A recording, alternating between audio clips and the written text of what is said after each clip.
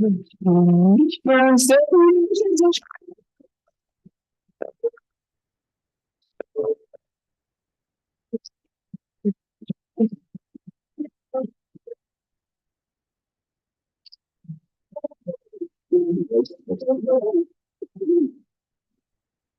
test. Voice testing. Voice testing. Test, test, test. Voice testing.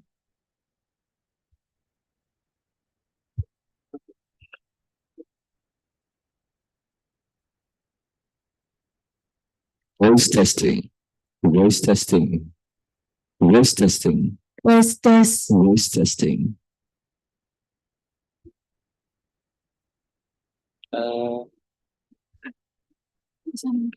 Ano? Dokter na ikuti tapi lagi semua. Iya. Kalau boleh. Sorry.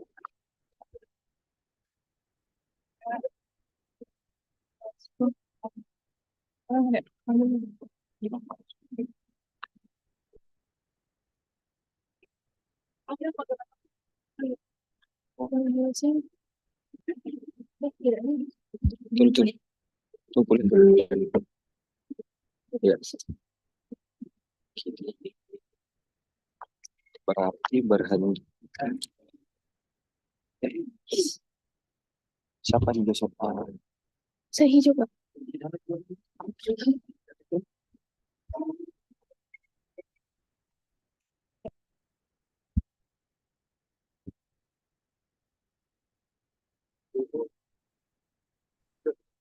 Bicara nanti. Biar saya sini kita lagi.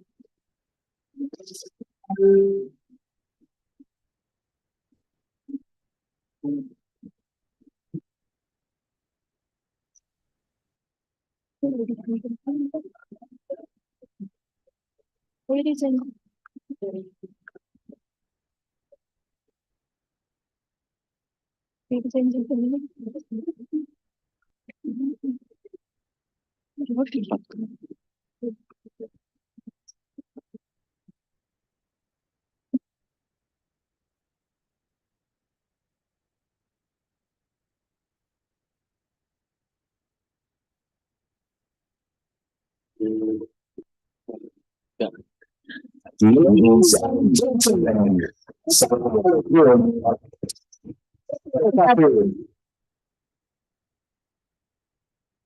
Ladies, I am Fidel. And I'm Claudia. We welcome you back to the continuation of our program. This is a seminar on natural chemistry 2025. Ladies and gentlemen, yesterday we had an inspiring day filled with insightful discussion and valuable exchanges of ideas starting off from the exhibition presentations from our sponsors, preliminary discussion with Dr. Pan and Professor Dr. Nuno, and of course, probably everyone's main highlight of yesterday, the oral presentation session. That's right. We engage with valuable perspectives, gain knowledge from our distinguished speakers, and witness the remarkable enthusiasm and commitment of everyone here. I had the chance to join one of the presentation session myself, and it was truly inspiring to see the energy and the dedication of all the participants, from undergraduate students, master students, doctors, and also professors joining. Sharing their research and insight with one another, it was indeed a rewarding moment to see how much everyone enjoyed the experience from this seminar. That's really wonderful. We truly hope, ladies and gentlemen, that your enthusiasm continues to burn brightly today and into the future. Also, driving forward new innovations, particularly in the fields of science and technology that are aligned with the Sustainable Development Goals. Ladies and gentlemen, today we will continue building on that momentum. We have prepared another series of sessions that we are confident will bring us even closer to our shared goals. Your active participation remains at the heart of this event, and we truly appreciate your dedication. Without further ado, I will introduce today's program. The first session for today will be a plenary session in which we'll be joined by our keynote speakers, starting from Professor Terina J. Siahaan, PhD from Kansas University, which in this occasion will be joining us through Zoom meeting, and Professor Dr. Jalifa Latif from UKM Malaysia, and also Professor Dr. Muhammad Aswad, MC, from Hasanuddin University. Last but not least, joining the discussion will be Dr. Ajuk Sapar, MC, who will be guiding through the session. Ladies and gentlemen, with that, let us proceed. We are pleased to warmly welcome Professor Terina, who is joining us via Zoom. And we now kindly invite also Professor Dr. Jalifa Latif, Professor Dr. Muhammad Aswad, and also Sabah come forward stage. At this point, I'm usually hand over the session to Dr. Ajuk Sapar, who will serve as the moderator. Ladies and gentlemen, please give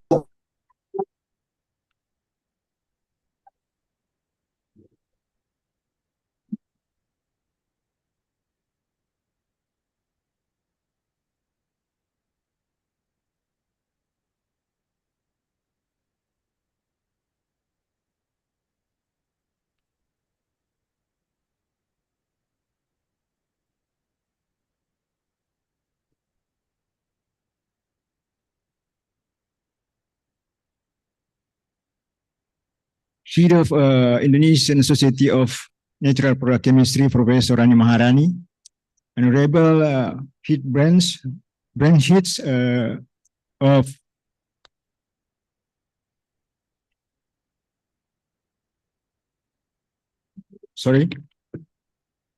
branch heads of Indonesian Society of Natural Product Chemistry, South Sulawesi, Professor Nunu Karyono Sukamto,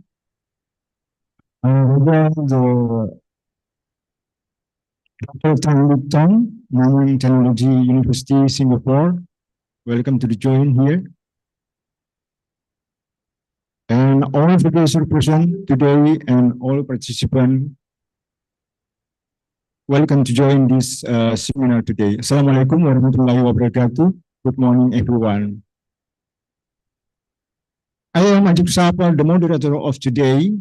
To lead this session, I am very pleased to attend here and welcome all of you to the seminar today. Ladies and gentlemen, we have three distinguished speakers today.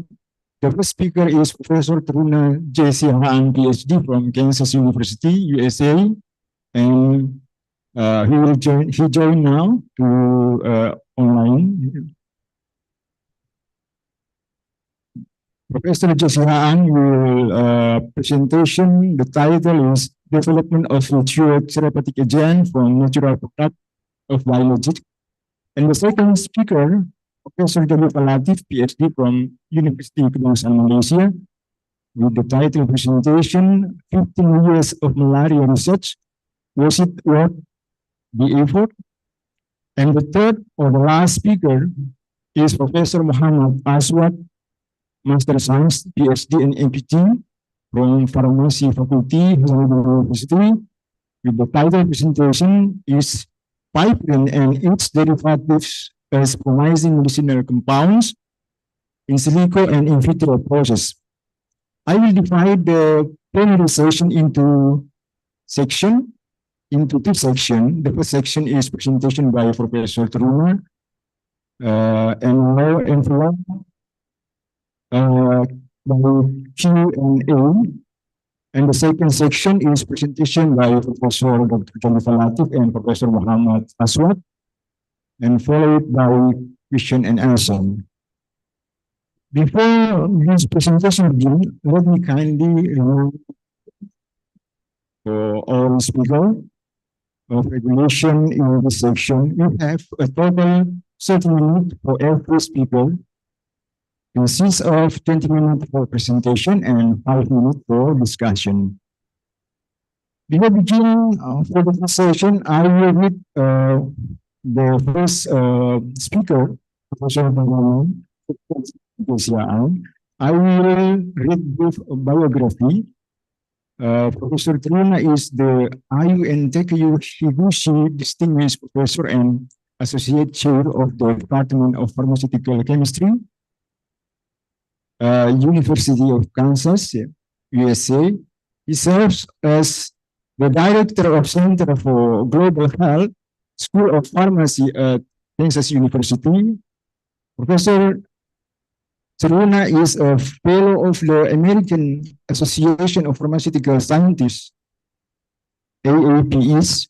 He served as the program director of the NIH 32 biotechnology postdoctoral training program at the University of Kansas for 10 years. He is one of the board of directors of the Organization of Pharmaceutical Education Network, or GPEN. The research is focused on the utilization and modulation of cell adhesion molecules on the cell surface for enhancing the delivery of drug across the blood-brain barrier, and for delivering drugs to immune cell to treat autoimmune diseases. He published 224 papers, 2 books, and 14 patents. He received several awards, including Cell Faculty Solar, Pfizer Research Solar Award, 2013 Kansas University Mentor of the Year, and 2014 Pharma Foundation Award in Excellency in Pharmaceutics. His research is currently funded by National Institute on Aging, National Institute of Health. Ladies and gentlemen, at this first session, the last hearing presentation by Professor Ceruna. Time and screen, it's yours. Thank you. Can you hear me? Yes. Okay. Uh-huh. Okay. So I'm gonna share my slides. Can I share my slides from here instead of over there? Yes. Okay.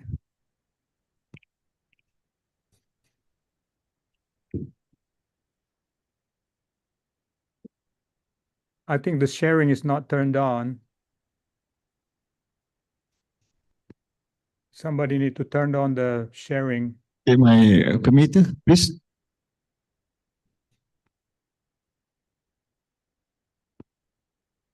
Okay.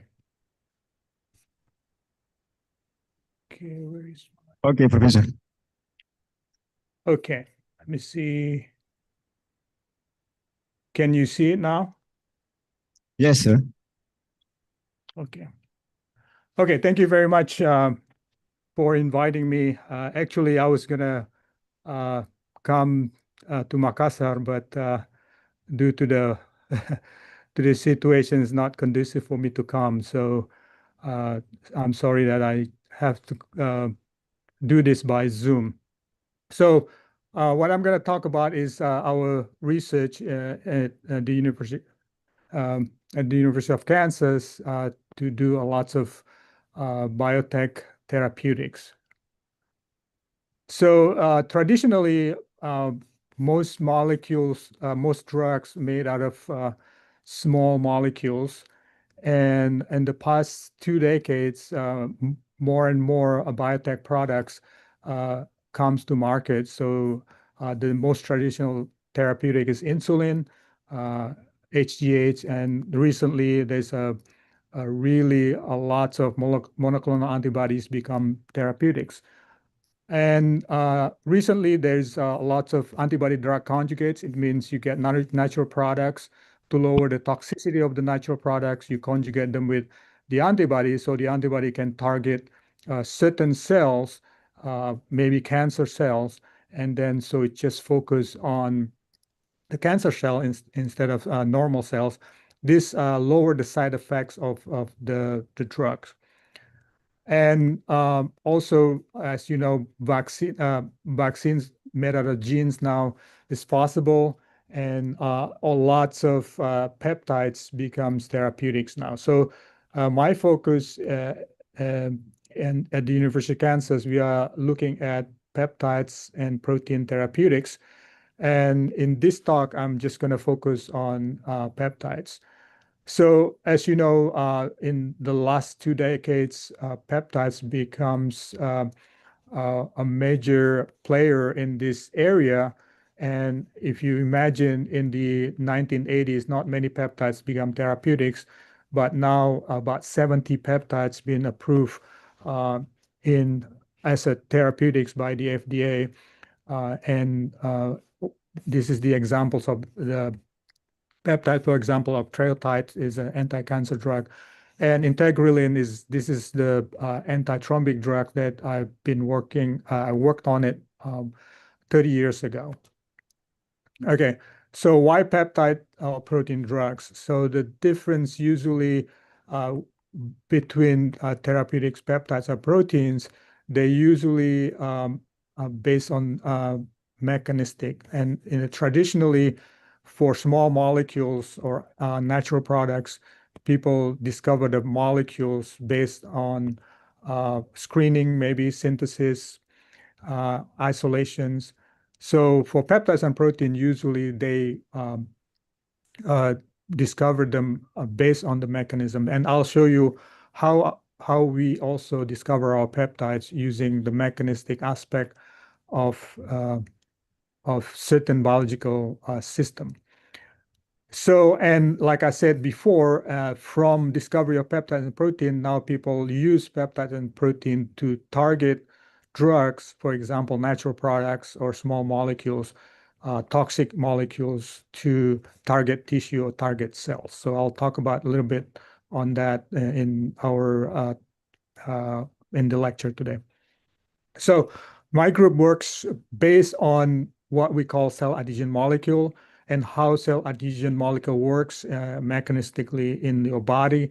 But using cell adhesion molecules, then we design molecules, what we call it peptides that can modulate cell adhesion.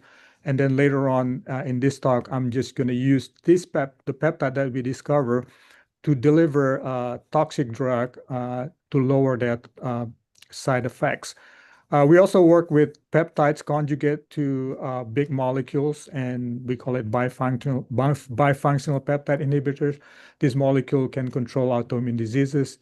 And another project that we work on is we design peptide that can improve delivery of molecules from small molecules to large antibodies, and even we are trying to deliver particles to the brain. The reason is brain disease is hard to treat because even small molecule, you cannot deliver them easily to the brain.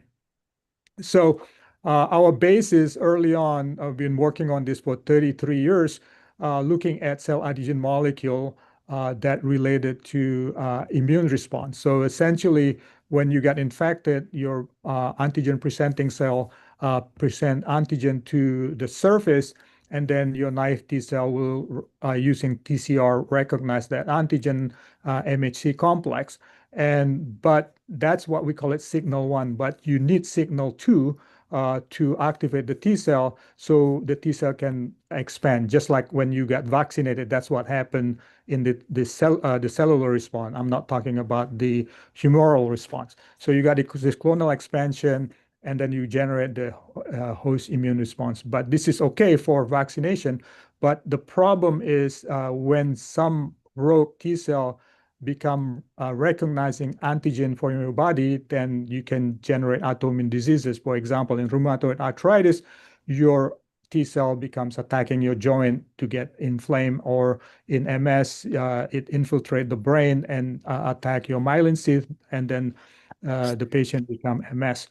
So what we are trying to do is asking question, can we inhibit this signal 2 and suppress this activation? So essentially, people have shown this. You can block this signal 2, which is ICAM LFA1 interaction, and then you can suppress the autoimmune diseases. And they've proven in arthritis using antibodies, and also even type 1 diabetes in this case.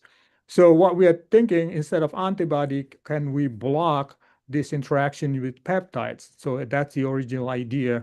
At that time, we got supported by our Japanese company as our partner. So how do the ICAM LFA works? LFA is found in the surface of immune cells, specifically T cell, and it's a heterodimeric. It has alpha and beta subunits. And then the ICAM come out the cell of antigen presenting cell as a dimeric unit, and then the D1 domain binds to the I domain of the alpha subunit of LFA. So our idea at the beginning, we can design peptides from D1 domain that bind to I domain, or peptide from the I domain that bind to D1 domain that can block this interaction. So this is afterwards, before 30 years ago in 1991, there's no X-ray structure. So we just do this by looking at other people's work, looking at mutation studies to see if we can identify what region is important. But now they have X-ray structure, and I'm just going to explain it. This is the ICAM that form dimer. And then this is the I domain of LFA, obviously is a small unit, and there's interaction here. There are two, as you can see, the ICAM interact with what we call it MIDAS, which is metal ion dependent adhesion site. And also there's another site, which is I domain allosteric site. So here, another representation, the ICAM can bind here. And this IDAS domain also is an allosteric site that you can block. When you block that interaction, it could block this ICAM and LFA1 interaction. So to make a long story short, this is the publication that we published a long time ago. So we found two peptides from the D1 domain. One of them, we call it IB peptides. That's from the N-terminus. The reason we found this, we synthesize long peptides overlapping because other people have shown if you mutate this region, you can see the adhesion or the interaction between ICAM and LFA disappear. So to make a long story short, we also make a smaller peptide. This is a 12 amino acid peptide we call CIBR. And this peptide end up to become one of the best peptide that can block or can bind to the I domain and block T cell adhesion. Okay, so in order to screen this, we have many different assay we do. I'm just going to talk about one of them just to show you how we find it and how we prove how this peptide works. We use flow cytometry. If you're not familiar with that, if you have a cell, for example, and then the cell has this receptor, and then this is your peptide, you can label your peptide with fluorescence, and you incubate them to the cells, and then you run the flow. So the flow cytometer here, and will detect the red one here is any cell that bind to your peptide that has fluorescence, and then it will count the cell that has this fluorescent intensity, and then you will see here without the peptide, you can see on the kind of funny here, the x-axis is the intensity of the fluorescence. I mean, the more peptide binds, the more to the right. And then this axis here is cell count, how many cells. So this is how many cells that not bind to it. And then when you put the peptide, you can see the SIF to the right. This is log scale. You can see there's a peptide bind. So that's how we prove our peptide can bind to the cell. So this is one data. So we have the FITC CIBR. So we have to label them with FITC with fluorescent label.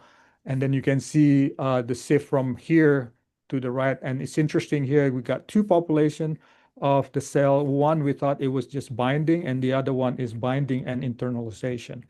So, and then we ask question, does this peptide bind to the receptor?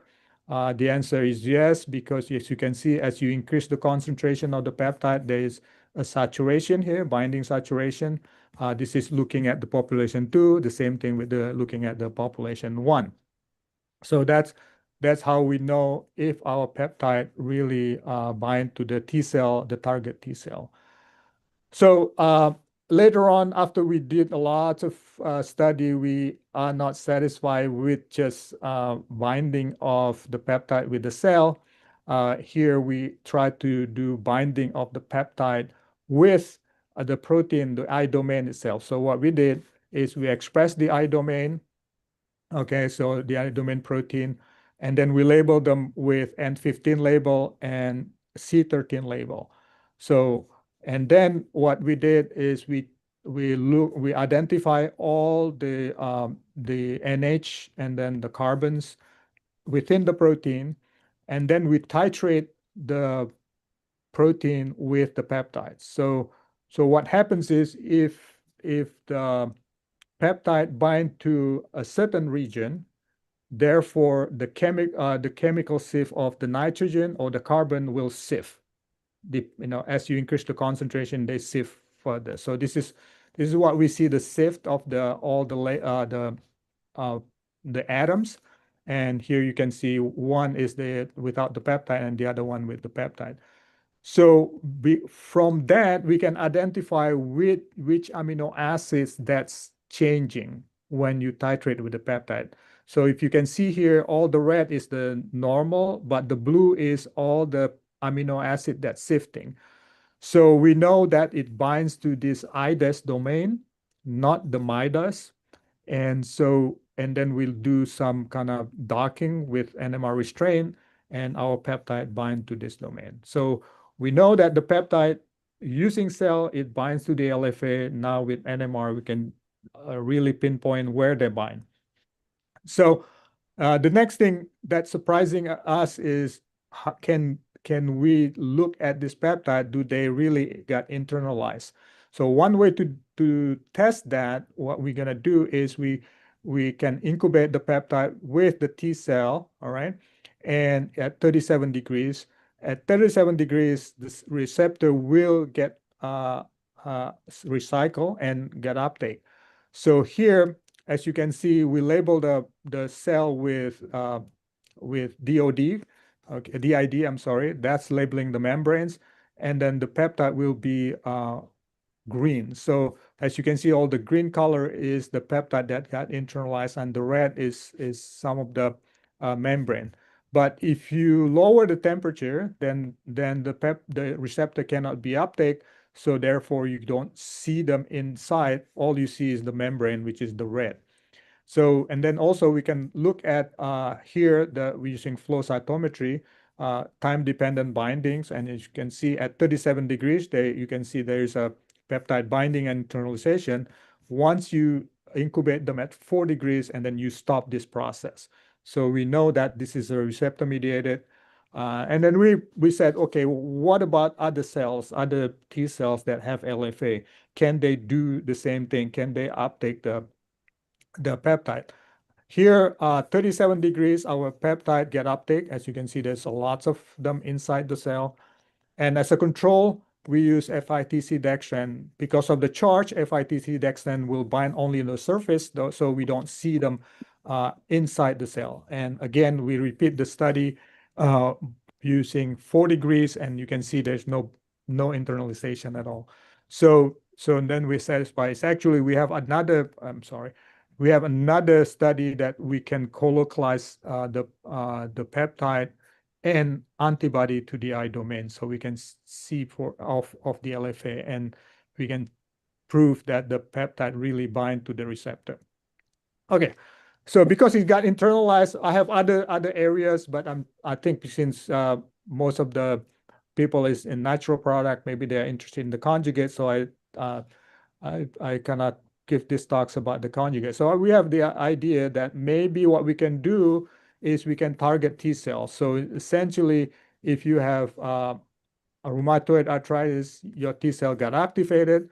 When you got activated, it's interesting that this LFA receptor also, there are 3 forms. One is non-activated, there's a mid form, and then there's deactivated. So when you have inflammation, for example, your T cell probably got activated, and the T cell got activated, then your peptide can bind and then can get uptake. In this case, the peptide, we might want to conjugate with the drug, and then the drug got uptake. So if the drug works inside, maybe the conjugate will stop or kill the activated cell. Okay, so the idea. So maybe that's what we should do. So what we plan to do, and then, sorry. So what we plan to do is to conjugate our peptide. Just brief, if you are not familiar with this, lots of cell, for example, tumor cells or different cell, they have a receptor. When there's peptide or antibody binds, they can get uptake and go to the endosome. This is like receptor mediated process, and then the molecules can go to the lysosome and then get degraded. So if you have peptide that has natural product conjugated to it, it can go through the cycle, and then the natural product can be released from the lysosome and work inside. So that's our idea. Okay. So we can essentially direct the molecules to our target, in this case, a T cell or maybe a leukemic cell. Okay, so there are many ways of the conjugation. Some of you probably work on this area. This is probably your peptides or your protein. You got this functional group, which is, you could use the cysteine. You can use the carboxylic acid, the alcohol, or the lysine. And then you have a spacer or linker, and then you conjugate your molecule, your drug here. Okay. So we choose methotrexate because it's a well-studied drug, and then methotrexate usually in low dose, they use it for rheumatoid arthritis. In high dose, they use it for leukemia. And so this drug is actually a toxic drug. So what we are hoping that we could conjugate them to our peptide, so it targets just T cells, so they lower the toxicity. So the other part is they are toxic also because they got uptake by normal cell through what they call it folate receptor, folate carrier, and also membrane folate binding protein. So and people have shown that the MTX can induce resistance. So we hope that we can overcome that by conjugating them with the CIBR peptide that we discovered that can carry molecule directly to T cell using the LFA. So we synthesize the conjugate. So we get this pteridine benzoic acid here, and then we conjugate them to the nitrogen of glutamic acid. It's actually methotrexate is this whole group without the T-butyl.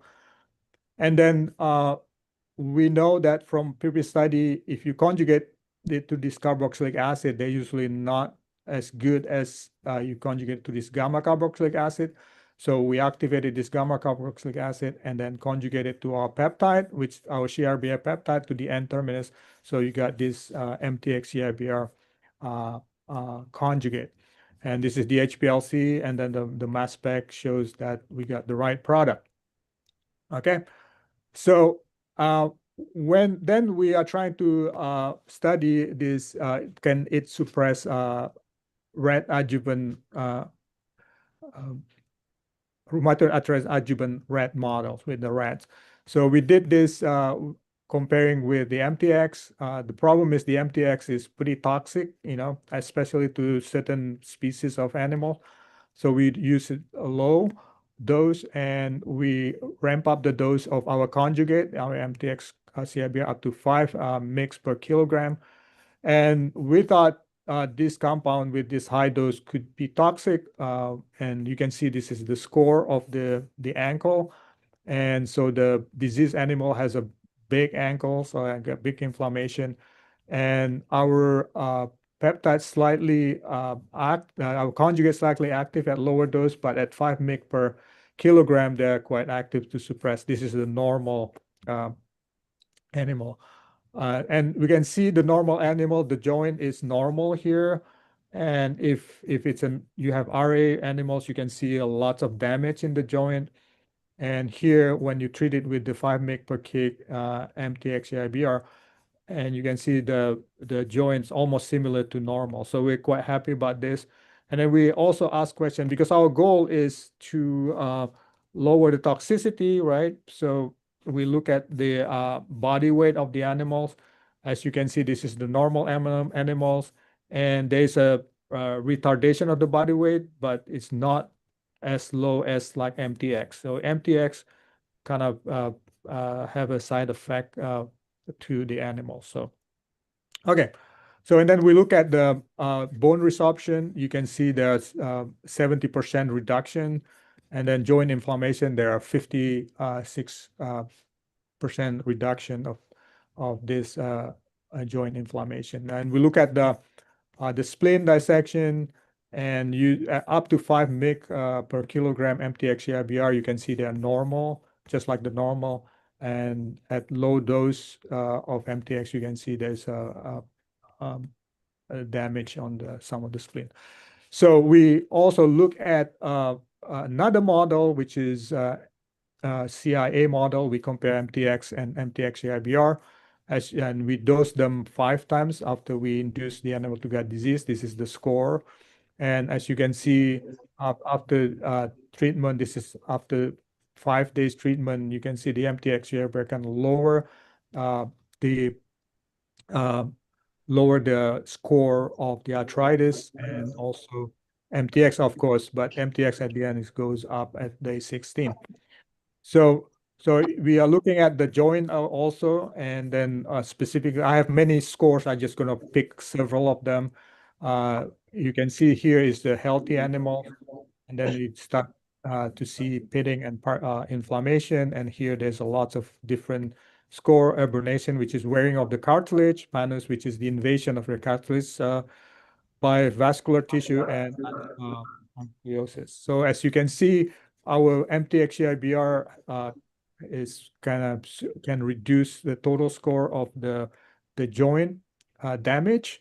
And then you can see here the abrasion, the MTX has almost nothing. And then you can see the pannus is also lower. Okay, so as you can see, the mechanism, this is an example that we can show that we can design a peptide by knowing the mechanisms of how IKM-LA4 works. We are targeting certain mechanism, but as a side effect, we found that our peptide got internalized. So we can direct our study to look at the target drug delivery aspect of this.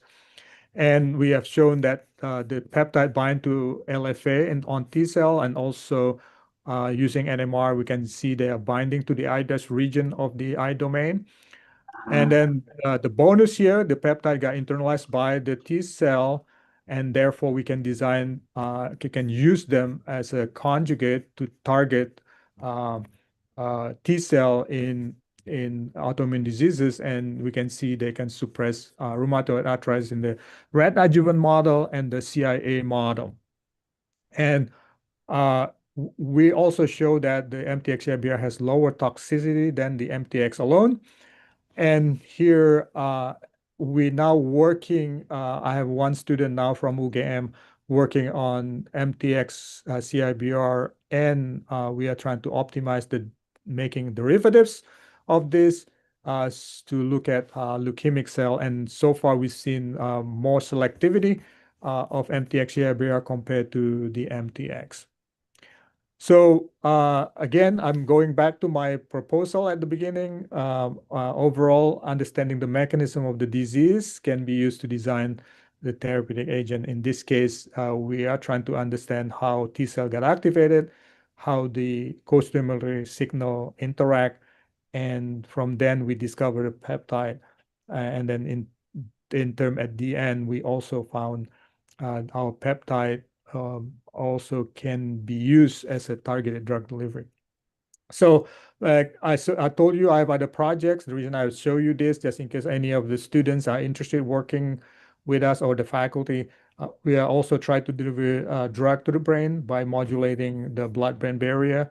And we've shown that we can deliver a molecule to the brain effectively in live animals. As you can see, we can see that we can deliver antibody down to the brain, and we are looking at trying to deliver particles, nanoparticles to the brain. We also design bifunctional peptide inhibitors, and we make conjugates with FC domain and antibody. Then this molecule can suppress arthritis, really potent. And no, I would like to thank all my students, postdoc, and collaborators.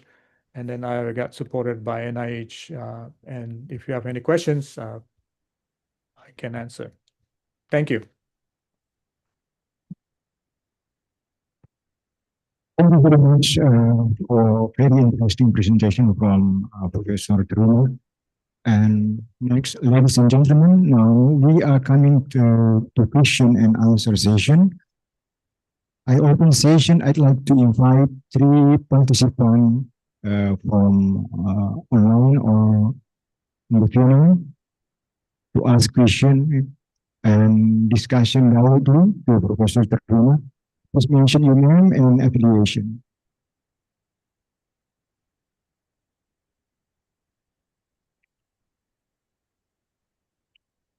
Any question? Yes, please, Professor Rani.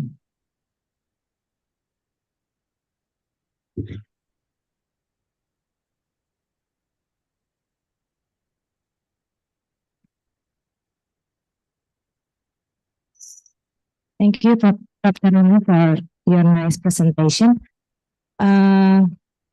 I would like to know about the synthesis of the conjugate. Since you show us that you synthesize peptide drug conjugate MTX here with the linker and the peptide. Is there any requirement for the linker when you want to conjugate between the MTX drug with the peptide you select in your slide? And also, my second question is about the yield of the synthesis. So, is there any kind of optimization during your synthesis so that you can obtain the peptide drug in a very good yield? Thank you. Yeah. Thank you, Prof. Rani. So the first question, is there any requirement for the linker? In this case, to design the conjugate, you have to think about where the binding site of the peptide to the receptor. And so that's one thing. So if you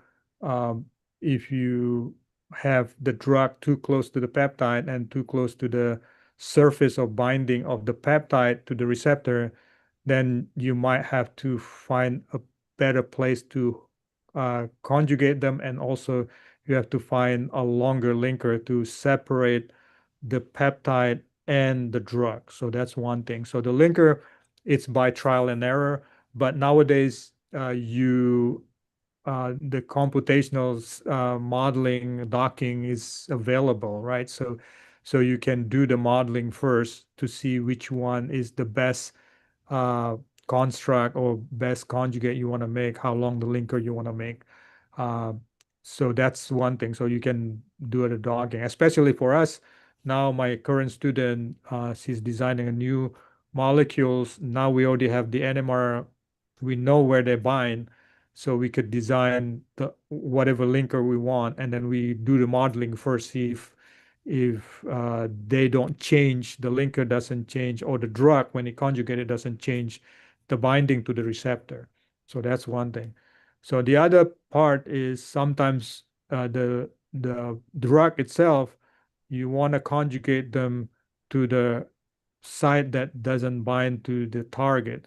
So in this case, methotrexate, people have done this. If you conjugate methotrexate to the C-alpha carboxylic acid, that carboxylic acid important to bind to dihydrofolate reductase for its activity inside the cell. So it's better to conjugate them to the gamma carboxylic acid. That's what we did. And happened to be that the conjugate and the linker is long enough, so we don't, the gamma carboxylic acid is long enough so the MTX doesn't interfere. I think we could optimize it for sure.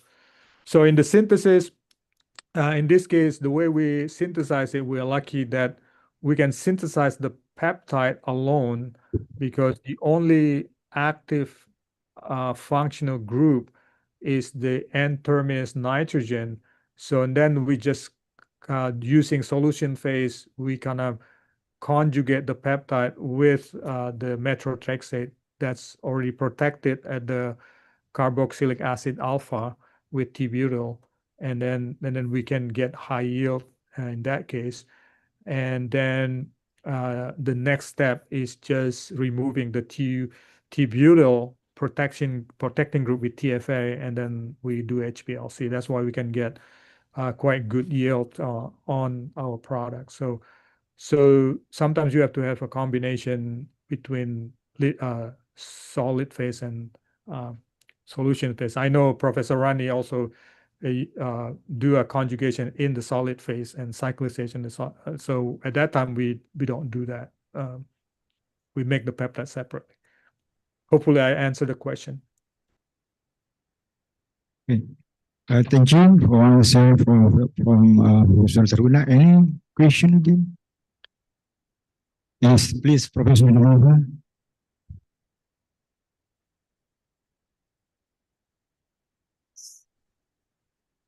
Hi, Prof. Thank you very much for your. My name is Jalifa from Malaysia. Thank you very much for your insightful presentation. I've got one question regarding more towards to drug delivery. Well, I'm as a natural product chemist. I'm dealing a lot with small molecules. So in your presentation, you are enlightening us on binding the small molecules to the to the carrier. So I'm just wondering, throughout your research, have you came across problems like drug lightness? Because when you link it together, so you are increasing the molecular weight, things like that. So there will be some steric hindrance problems, things like that. Have you came across these kind of challenges? If you could share with us. Thank you very much. Yes. So that's correct. I think that is related to the first question also about the linker, how far the linker is. And so designing conjugates in the old days, because some of us don't have access to molecular modeling, it's not as reliable as nowadays. So it's trial and error. Sometimes when we conjugate something, it's not working. That's been shown, like in doxorubicin, for example. Doxorubicin, there are many ways people sometimes conjugate it to the amino group in the sugar of doxorubicin. That is not a good way, although it's, some people show it's inactive, but other people say that it's better to conjugate them to the I think C13, I think on the top. So same thing with methotrexate. People have shown if you put it in the C alpha, is not working. And the same thing with the protein itself, with the peptide. And if you happens to conjugate it to the binding site, obviously they're not gonna work. So we encounter that too. So we have to be, I guess, smart and looking at our molecules and our receptor, our protein that our target. So in the case of antibody drug conjugates, the drug that I show you in the example, it's actually they are conjugating it randomly to the lysine group because there are about 100 lysine residues with the nitrogen at C epsilon, right? So they conjugate it there randomly, and it works as a drug.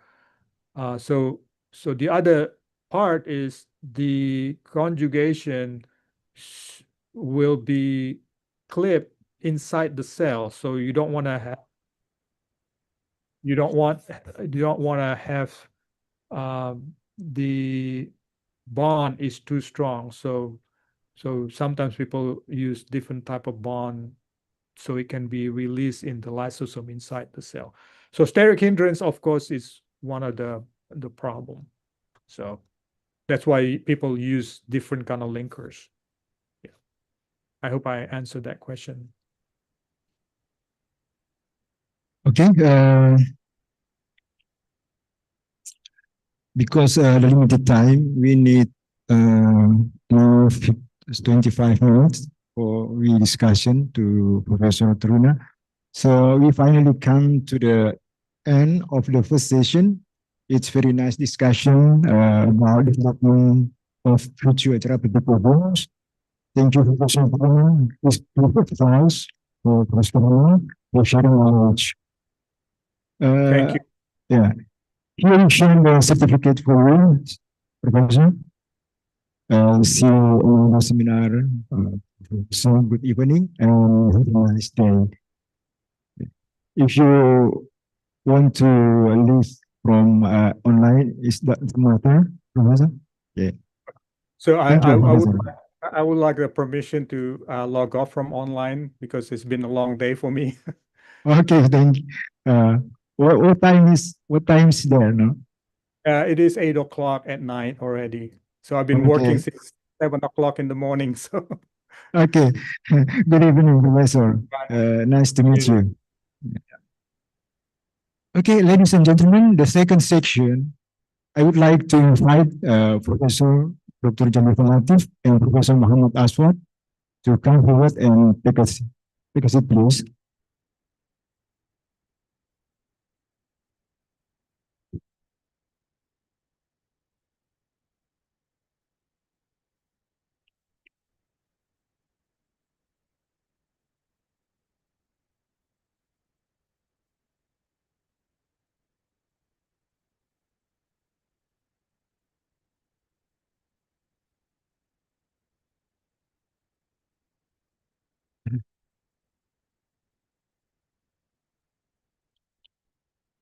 For Professor Jonathan Latif is like my family because she has often joined us in Department of Chemistry as an university in various scientific activity, including seminar, as dissertation examiner, and general lecturer. Before we begin for the first session, I would like to read more briefly from Professor Jonathan Latif, PhD. Professor Jonathan Latif is an associate professor at the Department of Chemical Science, Faculty of Science and Technology, University Kebangsaan Malaysia. She held a PhD in pharmaceutical science from the University of Strathclyde, UK, and has over 30 years of academic and research experience. Her expertise is organic chemistry, natural product chemistry, and molecular structure analysis, particularly in spectroscopic techniques like NMR and mass spectrometry. She has published nearly 300 journal articles, 5 patents, and had led numerous research projects in areas such as anti-malarial drug, register chemistry, forensic analysis of psychoactive substances, a frequent keynote and invite speaker at the scientific event, and actively contribute as a consultant and evaluator for both academic and government bodies. The contribution to science have earned multiple, including the UK in Excellence Research Award and several research and innovation recognition. Ladies and gentlemen, let us hearing presentation by Professor Jalifa Latif, PhD, with the title presentation is 15 years of malaria research. What is worth the effort? Times you.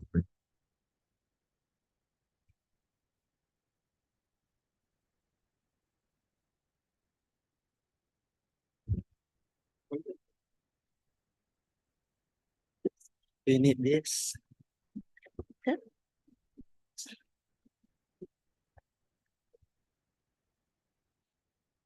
Hey, Assalamualaikum warahmatullahi ta'ala wabarakatuh and very good morning.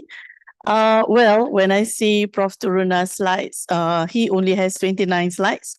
I have double the amount of slide compared to Professor Taruna. So I hope I have enough time enlightening you with my work on malaria. Okay. So thank you very much, Dr. Aju. Dr. Aju was the first students of Unhas S3, di mana saya menjadi external examiner, ya. So it is very nice for me to come back here. So it's just like family when I come to Unhas.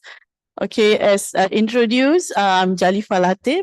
So I'm from Malaysia, National University of Malaysia. It's just a little bit down south from Kuala Lumpur, very close to the airport, yeah, atau bandara, yeah. So today I would like to share with you my work. It's about 15 years in malaria, and is it worth the effort? Yeah, by looking at this research. Yeah. So at the end of my presentation, you can comment. You know, just like what you call it, TikToks or whatever, Instagram. There's a comment, likes, and so on. Yeah. So when throughout the presentation, then you might tell me whether it is worth or not. Okay, next slide, please. Okay, as we know, malaria, infection rate in the world is quite high. It's about 2.49 million cases, involving 80 plus countries and 608 millions of deaths. Yeah, so there's a lot of a huge amount, which is about 3 billion at high infection rate, especially in the region of Asia and Southeast Asia, you know, at our region. And in recent, it's not that recent, in 2022, it's almost 250 million reported cases, and death is about 600,000 deaths, which 76% involving children. So that's very alarming. Okay, next. Well, when I bring it malaria, looking at the scenario of malaria in Malaysia, we were quite successful in eradicating malaria in Malaysia, where we were announced to be malaria-free. Yeah, malaria-free. I think our zero malaria cases, zero indigenous human malaria since 2018 up to 2022, if I'm not mistaken. So we were quite lucky. The Ministry of Health did well in terms of controlling malaria in Malaysia. Next, please. Unfortunately, yeah, in 2022, there's something alarming where malaria makes a scary comeback. And in this case, it doesn't, the human malaria does not come back. But we do have the new version of malaria, which we call zoonotic, yeah, zoonotic malaria, where the organism that caused malaria is the one that been transferred from animal to human. Yeah, so we can't really like becoming very comfort when we have these zero human malaria cases. Okay, next, please. Okay, one of the dangerous thing or threat of malaria is you are not just having fever and stomach ache, but it will cause headache and inflammation. Yeah. So that is the sort of like the dangerous part of the malaria. Okay. Okay. Next. Okay. And then with all the comeback, and we know throughout the therapeutic of malaria, there are a lot of resistancy cases, yeah, against anti-malaria. This is a common scenario when you are dealing with infection or infectious disease, yeah. So the Plasmodium, which cause malaria, becoming resistant against the frontline anti-malaria drugs such as artemisinin and chloroquine. And you know, the treatment at the moment is artemisinin combination therapy. So even these ACTs, yeah, there are a lot of reports of the failure of ACT in a certain region, yeah, especially in the low-income region. So these trigger us, okay? These trigger us to look at a more accessible resources and a more effective alternative anti-malaria. Next, please.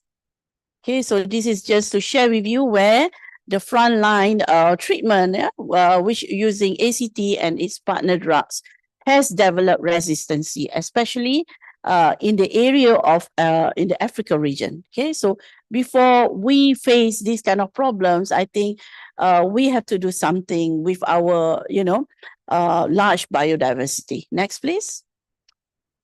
Okay, so if we look at the research in malaria, okay, based on the research, it found out that throughout the research, whether it is medicinal or just a fundamental research, so it has contributed to 10 million lives has been cured. Yeah, so there are a lot of funds that been put on malaria research. It is about 603 million in 2022. Even there's a vaccine has been introduced, which is RTS and so on.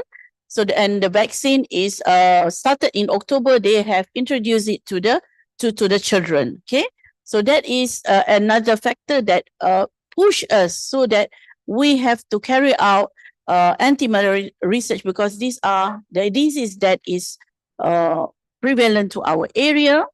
And because we have a lot of biodiversity. Okay, next please. Okay, so generally when you look at malaria drugs discovery, yeah, it is more focused on the parasite itself, okay, and lesser on the host, means lesser on the person that got infected. Okay, so what our first approach, we are trying to look at both, yeah, both where we look at the parasite inhibition study and also improving the host immune response, because we know that when people got infected with malaria, the immune response, there will be some havoc in the host or in the patient immune response. So we started our work by targeting a certain protein which is called GSK3. Yeah. Okay, next please. Okay, so what is GSK3? GSK3 are glycogen synthase kinase 3. So this is where, when we look at the GSK3, how it regulates, how it involves in the inflammatory response. Yeah, so it will affect on modulating pro and anti-inflammatory cytokine production. Okay, so this was heavily studied by our distinguished professor, which is a emeritus professor in UKM. Okay, next please. Okay, so by looking at the GSK3, we found out that GSK3 really involved in inflammation and also pathogen infection. So we thought, okay, this will be a very good start for us. Okay, next please. Okay, so you can see here how GSK3 beta involved in inflammation towards inflammatory and also anti-inflammatory. So it has dual action over there, right? So it will express the pro-inflammatory. It will modulate, yeah, the expression of pro-inflammatory and also anti-inflammatory cytokines. So it is also have dual action. Next, please. Next, please. Okay, so this is where we do some preliminary literature review, so that we are just to check, yeah, whether we are choosing the right pathway. Next, please. Okay, so by doing so, by doing so and propose for the research fund. So in the beginning, this is the first malaria grant received. It was a quite huge grant. It was given by our, Institute of Pharmaceutical and Nutraceutical, is a government institute. And it is one big mega project, and malaria, or looking at the GSK3, is one of the sub-project where I was not the leader, but I was just a collaborator, if I'm not mistaken. Over here, I'm just a collaborator, but we managed to get 500,000 ringgit for this. So what we are doing is, because this is a beginning, we develop our PLDH assay, MTT assay, in vivo assay, and so on. And we screen through a lot of extracts consisting from plants, bacteria, and marine sponges. Next, please. Okay, so based on the extracts, we found out we are looking at anti-malaria and anti-inflammatory agents, and we look at how it can manage the cytokine storm and how it can relate us to this no-lysis pathology, because this is the one that alarming in the recent years. Okay, so and we also look at natural resources like plant, fungi, marine sponges, and also actinomycete for anti-GSK3 properties. So we targeted on the protein itself. Okay, next.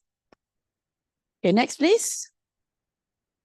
Okay, so these are 60 plants has been studied, 15 fungi, 20 marine sponges, and 514 actinomycetes. Yeah, basically we are focusing on the area of Borneo, where north is Borneo and also Sabah. Next, please. Okay, and these are the plants, some of the plants that really hits the target, which is Gynura procumbens, Gloexinia truncate, Cucuma longa, and Andrographis paniculata. So from this, we will narrow down our research. Yeah, we will focus on a few targeted potential results. Yeah, from here. Next, please. Okay, so these are the results from the actinomycetes. Okay, we even look at yeast-based assay to look whether the extract really targeting on the GSK3. Okay, next. These are some of the marine sponges that show very a good activity. So we have a little bit challenge in terms of identifying the sponges. So up to now, we are still using the codes. And when you are studying marine organism, if you go for the second time, plant sample collection, sometimes you are not going to find them again. Yeah. Okay. All right. So that's the challenge. So that's why we focus on a more feasible work. Yeah. For ongoing work. Okay. Next, please. Okay. So these are the compounds. Some of the compounds that were identified from the extract: camphorol, methyl 4-hydroxycinnamate, quercetin, curcumin, and andrographolite. Of course, this was during the old days. Yeah. We have very limited of data mining, structure mining. Now, you can have all these GNPS, things like that with metabolomics. The research is becoming more accessible in looking at the target, targeted molecules or metabolites. Okay, so from here, we move on to the next step. Next, please. So from there, we were looking at first is on the quinoline, because we know quinoline is where the pharmacophores that contributed to anti-plasmodium activity. So we have a very small grant from internal grant from the university, which is looking on the anti-plasmodial activity of the quinoline analogs. We do some analogs of quinoline, we synthesize it, synthesize, and we test it, because we have already established all our assay here. Yeah. So I was the project leader, and the project has been completed, and we published, I think, few journals from this work. Next, please. So the one that I'm going to talk a lot here is on this curcumin, yeah, because as you see from a few of the hits, curcumin really showed a very good results for anti-malaria. And the beauty of curcumin, it has dual effect. It can combat the parasite, and it is also showing some response on inflammation system. Okay, so here also we have a very small internal grant from UKM for the amount of 90,000 ringgit only. Okay, next. Okay, so this is where why we look at curcumin. It is very easily accessible. I think for Indonesia also, you can't live without kunyit, yeah, or without curcumin. We always use it in our cooking and so on. And we have studied a lot. It has been proven as anti-parasitic and anti-inflammatory. And we have looked at the way how these both activity are controlled through inhibition of that the protein that we have studied, which is GSK, and to be more specific is GSK3 beta. Okay, next, please. So this is I'm just sharing with you very quick on our results looking at curcumin. We have looked at the antiplasmodium activity and it shows very good potential. Next, please. Okay, and we look at the cytotoxicity activity as well, because we don't want the curcumin, to be toxic when it is when we use it in the treatment. So it shows very low toxicity. Next, please. Okay, we also do a lot of we did a lot of in vivo studies as well, where you can see that curcumin treatment, it suppress the parasitemia level and it prolong the survivability of the infected mice. Next, please. Okay, so this is just the results comparing with the standard drugs and also lithium chloride. Okay, next, please. Okay, so you can see here the chemosuppression and also the parasitemia result over here. Next, please. Okay, and this is just to relate or to show the dual activity of curcumin on the inflammatory activity. So you can see curcumin able to decrease the pro-inflammatory cytokines, while the anti-inflammatory cytokine will be increased. Yeah, so it is very good in terms of dealing with the side effect of malaria. Okay, next, please. Okay, so so this is just some of the cytokines results. Yeah, so next, please. So I'm not going to talk a lot on this because this is more to biologicals, but we did a very comprehensive in vivo study. Yeah, because this was done when we got the first grant, which amounted 500,000. So we have enough money to do this. So all this histology analysis and so on. Next, please. Okay, next.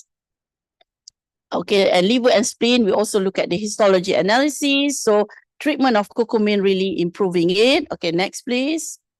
Okay, we do Western blotting as well, just to make sure that it's really targeted on the GSQ3 beta. Next, please. Okay, the pathway is through NF-kappa B. Okay, next, please. Okay, and also AKT. All right, next. Okay, so by having all this very comprehensive looking at the molecular level, we found out that curcumin really possesses therapeutic and prophylactic anti-malaria effects. By looking at the animal model, it modulates the host inflammatory cytokine level by decreasing TNF alpha, interferon gamma, interleukin 18, and increase the interleukin 10 and 4. Yeah. And it's improved pathophysiological features in the major organs, as I shared previously. So by doing so, we are confident enough to say that curcumin is one of very good candidates in terms of fighting malaria, because it has dual activity. So we have proved this. Okay, next.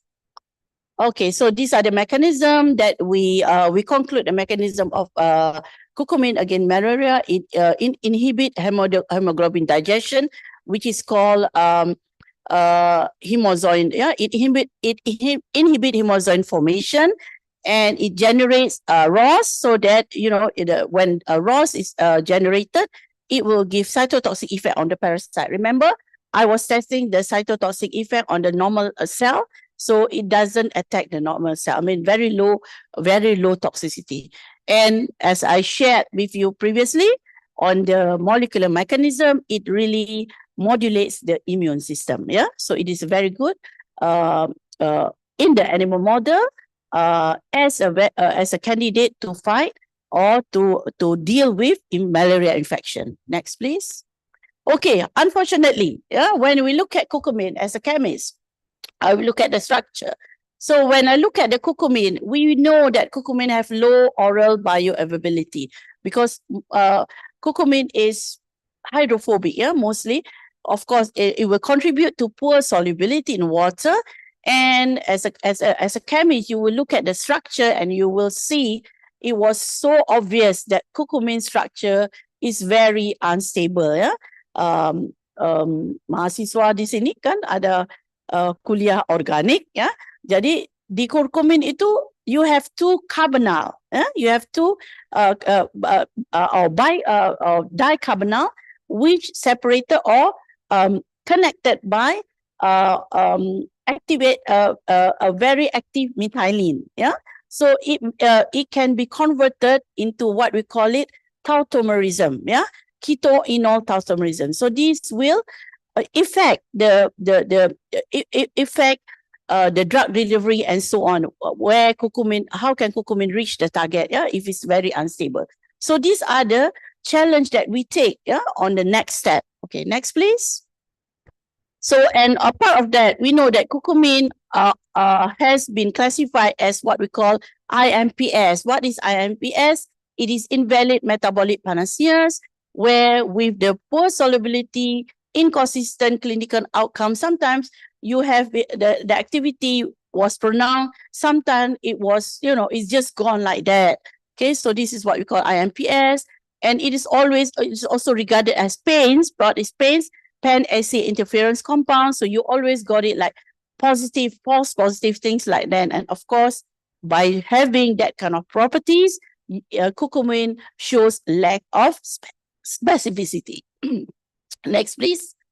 Okay. However, with all that, challenges, curcumin is actively involved or actively used in clinical trials. Yeah, and some of the curcumins has been involved in the drug delivery system, by changing it into a form where it is more bioavailability, whether they put it, maybe I can try on, link it with the linker, I don't know, maybe in the future if I have grants. And sometimes they change it to the nanoparticles, capsule tablets, so that curcumin, the unstable curcumin, can reach the target. Okay, so next please.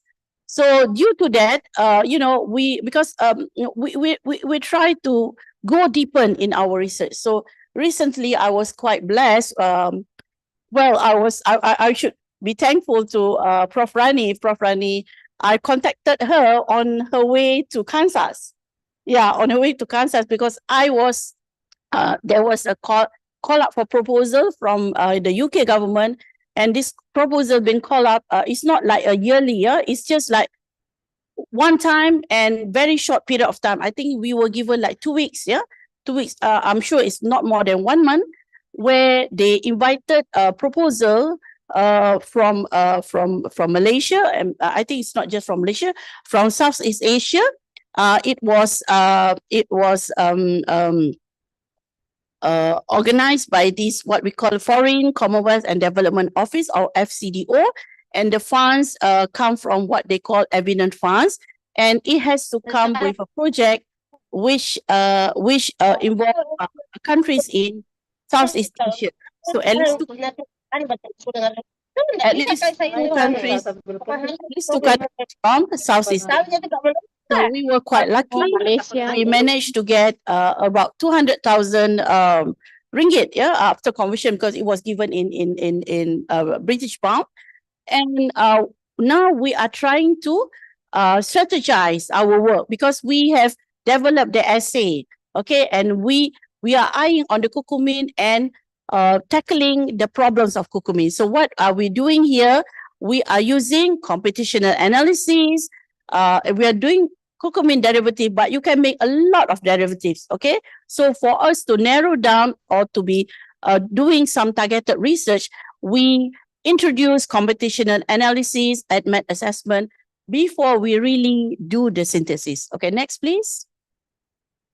Okay, so basically these are our research approaches, because the project only consists 8 months. So with 200,000, I have to complete 8 months, the project within 8 months. So it was in a hurry. I think I contacted Prof. Rani. We submitted the proposal just a few hours before the deadline, because it was online. We were lucky because we are on the east.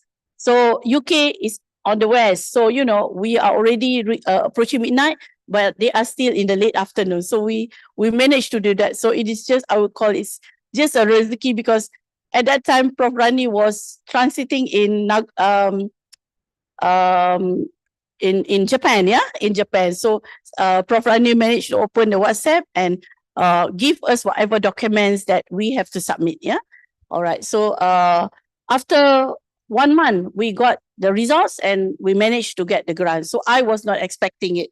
Okay, so this is our research approach where we do computational analysis so that we can target what type of derivative that we want to do on the curcumin. Okay, then we proceed on the synthesis. I remember my students, my PhD student was struggling on doing molecular docking, ADMET, and so on, and she has screened almost 200, 200 derivatives. Yeah, from that we narrowed down, and we quickly contacted Prof. Rani to send her to Prof. Rani's lab so that the synthesis work can be done, in Prof. Rani's lab. So she was there about almost 3 months, Prof. Rani, almost 3 months to do the synthesis, and then once we got the compounds, we proceed on the in vitro studies because in vivo is very expensive and intensive. We only have 8 months to go. Okay, so we collaborate with one of our collaborator. So he introduced us on this a slightly quicker in vitro assay compared to the conventional in vitro assay, which involve PLDH assay. So we do this what we call heme binding profile using ITC. ITC is isothermal titration calorimetry, where you can, from this assay, you can see whether your small molecules are really targeting, by looking at the binding energy and so on. Okay. All right. So, but we still do the in vitro PLDH assay on different strains of Plasmodium. We have the chloroquine sensitive strain. We have the multi-drug resistant strain, the K1. We also testing it on the Nolizi, the one that caused a comeback of malaria in Malaysia. At the same time, we do cytotoxicity assay just to make sure that the activity will be very selective, because by doing so, we can calculate the selectivity index. And we, at the end, we are doing some gene expression because we want to know whether it does the activity of the derivative really is targeting on the protein, which is the GSK3 beta. Next, please. Okay, so these are the among the synthesis compounds that we have been working with Prof. Rani. You can see there, I don't have the pointer, but you can see the one that circle in blue. That is where, the part or the pharmacophore in curcumin that contributed into the poor bioavailability or instability of the curcumin. So we modify that part, okay?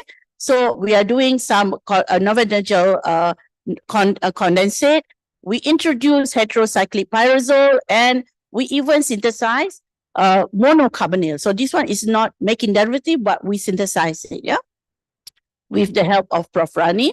So in the beginning, just for the proof of concept, because the fund provider, FCDO, will monitor us every 2 weeks. So every 2 weeks, we will have online meeting with them. Yeah. So so we come up with 2 derivatives, which is 10 and 17, just to show or to present the proof of concept. But at the moment now, all the work has been done. So next, please. So at the end, these are all the curcumin derivatives that we derivatize, or the derivative that we synthesize. So these are among the compounds or the derivatives that show a good ADMET and by using at the molecular docking profiles, which is better than the parent compound, which is the curcumin. Okay, next, please. Okay, these are the results on the docking, on the in vitro assay, and also on targeting the GSK3 beta. So next, please. I summarize it here. So all compounds show better anti-plasmodial activity compared to curcumin, and some of them are toxic, some of them are not toxic. So 3, 17, and 18 are not toxic. The novel condensate 2, 3, 4, 6, and 10 show better electronic reactivity by looking at the DFT profile, and it is stable against oxidation processes and thermodynamically stable. Okay, and compounds 20 show anti-malarial potential by targeting the protein, GSK3 beta. 3 and 7 show better activity through the hemine binding. Okay. And we did some SAR analysis. We found out 20 is the smallest size among the derivatives. So it shows a better polarity, and solubility also is better compared to curcumin. Okay. Then for derivative 3, yeah, because it has electron withdrawing group, which is the hydroxy, so it is less steric and it is stable through resonance, while derivative 17 with electron withdrawing group of nitro, which also less steric with meta-directed activity, has negative mesomeric effect. So these are our findings by looking at the study approach before. Next, the one that I shared with you. Okay, so our next ongoing work is where we choose the best derivative and we try to add sugar moiety. The reason why we want to improve the solubility now. So this is my ongoing work, but due to the time constraint, I am not sharing my results at the moment. So we are doing the glycosylated derivative and also nucleosylated derivative as well. And this work has been done, the glycosylated has been done in Gifu, because we have our PhD program in UKM. We have a joint PhD degree from between UKM and Gifu. So if anybody, any docent would like to proceed your S3 or PhD in UKM, you are most welcome, because we have this program, and this program is not open to Malaysian only. As long as you are a registered S3 atau PhD student in UKM, you are eligible to apply for this program. It is a very good program. My recent PhD student that just graduated is Dr. Rini Retnosari from Universitas Negeri Malang. So she has been working with me with another molecule, and she has been working in UKM, and she has been in Gifu for 15 months. So it is a very good experience for her, and she managed to graduate on time. Yeah, graduate on time in UKM. Okay, next. Okay, so we extend our study as well by looking at the field study. So we are not just like focusing on the labs, but we are trying to look, you know, to go out. Yeah, you are so boring when you keep on working in the lab. So we are trying to get away from the lab. So we do some field study by looking at the zoonotic threats. It is still related. So we are because there are a rising incidence of noisy in Malaysia, where this is where the Plasmodium infected the monkey, and when the mosquito bite the monkey, then bite human, the infection will transfer from the monkey to human. This is what we call zoonotic. Yeah. So what we do, the objective of this field study is to identify the Plasmodium reservoir. What is the type of monkey that usually been infected, and what type of infection? Is it a single infection or is it a mixed infection? Then to see the prevalence of Plasmodium in human and non-human, the prevalence of Plasmodium in monkey, yeah, or in primates. Okay, so that are those are the methodologies. And next, please. So we found out that about 40. We screened about 42% of primates screened at UKM were Plasmodium positive, while the primate that has been captured, when you go to the zoo, the primate has been captured. So it has, the area where you capture means they are in the control area. We found out that the test is negative. Yeah. Okay. So we found out infection when it is in the conserved area like zoo, you can control the Plasmodium infection. Next, please. I'm almost done. Okay. So basically, these are the work that I have been doing for 15 years. Yeah. Where in 2010, that's where we started. We did the screening, and then from that, we developed our essay. We developed our own team. Yeah. Me as a chemist, and we have biochemists and so on. And we continue and sort of like, focusing on the work. We received the second grant in 2019, small grant, 2021, and luckily we got the UK grant in 2024. And recently now, I even continue on looking at the molecular level or on the gene expression level by having another internal grant at the moment. Yeah. Okay, next please. Okay, so if I can summarize, throughout the 15 years, there are 5 grants that we managed to secure, about 1 million.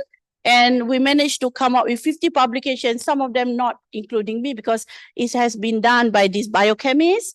And we managed to establish a few collaboration, yeah. So you can see there are some of my photos there. I was visiting my students that is been working with in Prof. Nani's lab. I have been sharing some of my experience in UNPAD.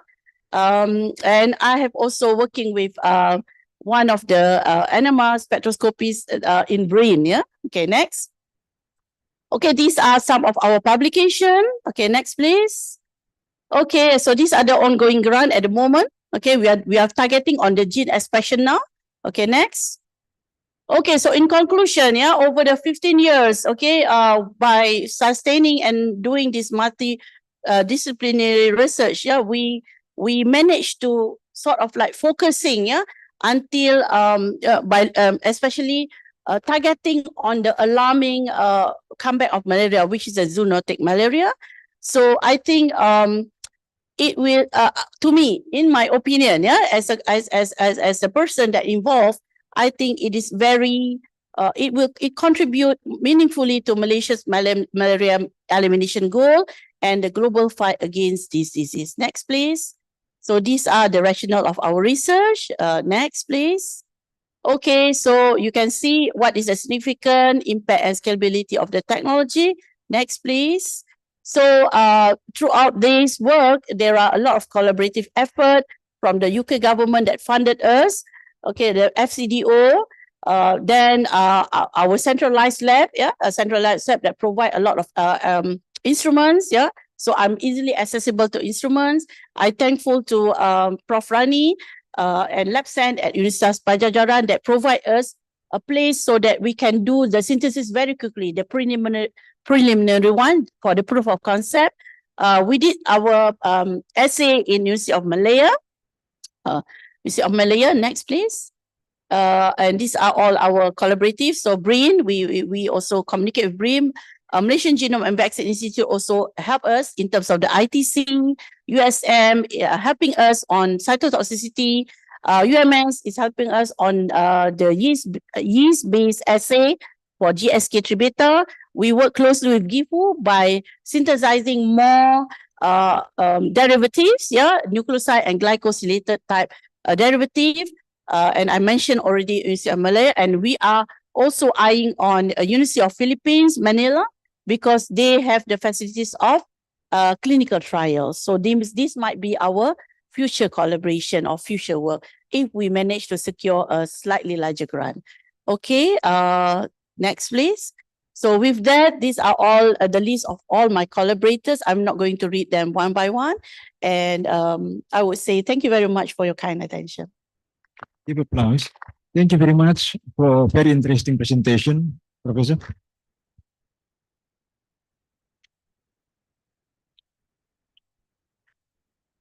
Yeah, I see.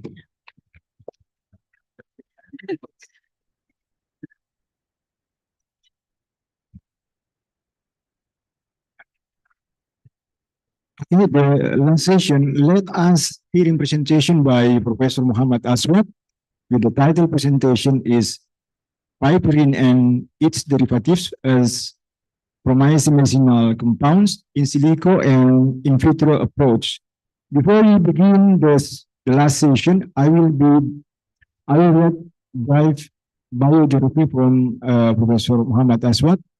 Professor Muhammad Aswad received his Bachelor of Science 2002 from Hasanuddin University, Professional Pharmacist from Gadjah Mada University 2003, Master of Science 2009 from Bandung Institute of Technology, and PhD degree 2016 from the University of Toyama, Japan. He started Started his academic career at Hasanuddin University as a lecturer and assistant professor in 2010 and was promoted to associate professor in 2019. He became full professor in organic and medicinal chemistry since December 1st, 2020. He research focused on the development of a new click-type hot coupling reaction and its application in chemical biology and drug discovery. The development of bioactive compound derived from chemical synthesis and natural product, as well as their derivatives and computer-assisted drug discovery, drug design, and development. After the session, let us hear a presentation by Professor Muhammad Aswad with the title presentation is Piping and its derivatives as promising medicinal compounds in silico in vitro approach. Time is yours. Thank you, Chair. Think better here. Okay, Assalamualaikum warahmatullahi wabarakatuh. And good morning, everyone. Thank you, Chair, for the introduction myself. And yeah, this is my. I'm honored to be here, and thank you very much for the organizing committee to invite me to present our research. And today, I would like to present the research about the piperine and its derivatives as a promising medicinal compounds, and we did in silico, in vitro, and also in vivo. Yeah, I'm Muhammad Aswad. I'm from Faculty of Pharmacy, and now I'm the chair of the Chemical Biology and Medicinal Chemistry Research Group. Actually, all of here think from natural product. I'm not natural products. I'm organic chemist and also chemical biologist. But I use the natural product as materials to make to modify and then make some different compound that maybe there's a promising medicinal compound and should be the next will be drug in the future, inshallah. This next. Okay, yeah, about the Indonesian traditional medicine, the jamu, please. Okay, we know that piperine is a most constituent. That means the major constituents of the in the pepper, and so many jamu containing the pepper is like jamu pegelino, for example, to remedy the osteoarthritis or etc. Okay, next. And yeah, we know that is it because of piperine is a well-known compound, and by traditional and up to now the recent study already using the human studies, and I want to because I didn't do all of that. I just want to focus on the anti-inflammatory, especially cancer-related anti-inflammatory, and also as supporting to resensitize antibiotics. Okay, next. Okay, now we talk about the piperine. Very simple structure. Content this is amide one, and there are benzodioxyl also there, and source of piperine mostly from the natural product from the pepper like Piper nigrum or from Piper retrofractum, and also piper cube, and also there are reported also from the fungi that isolate from the retrofractum that can also produce piperine. And yeah, but now because it's very easy to synthesize as well, yeah, we can found the piperine from the from synthesis.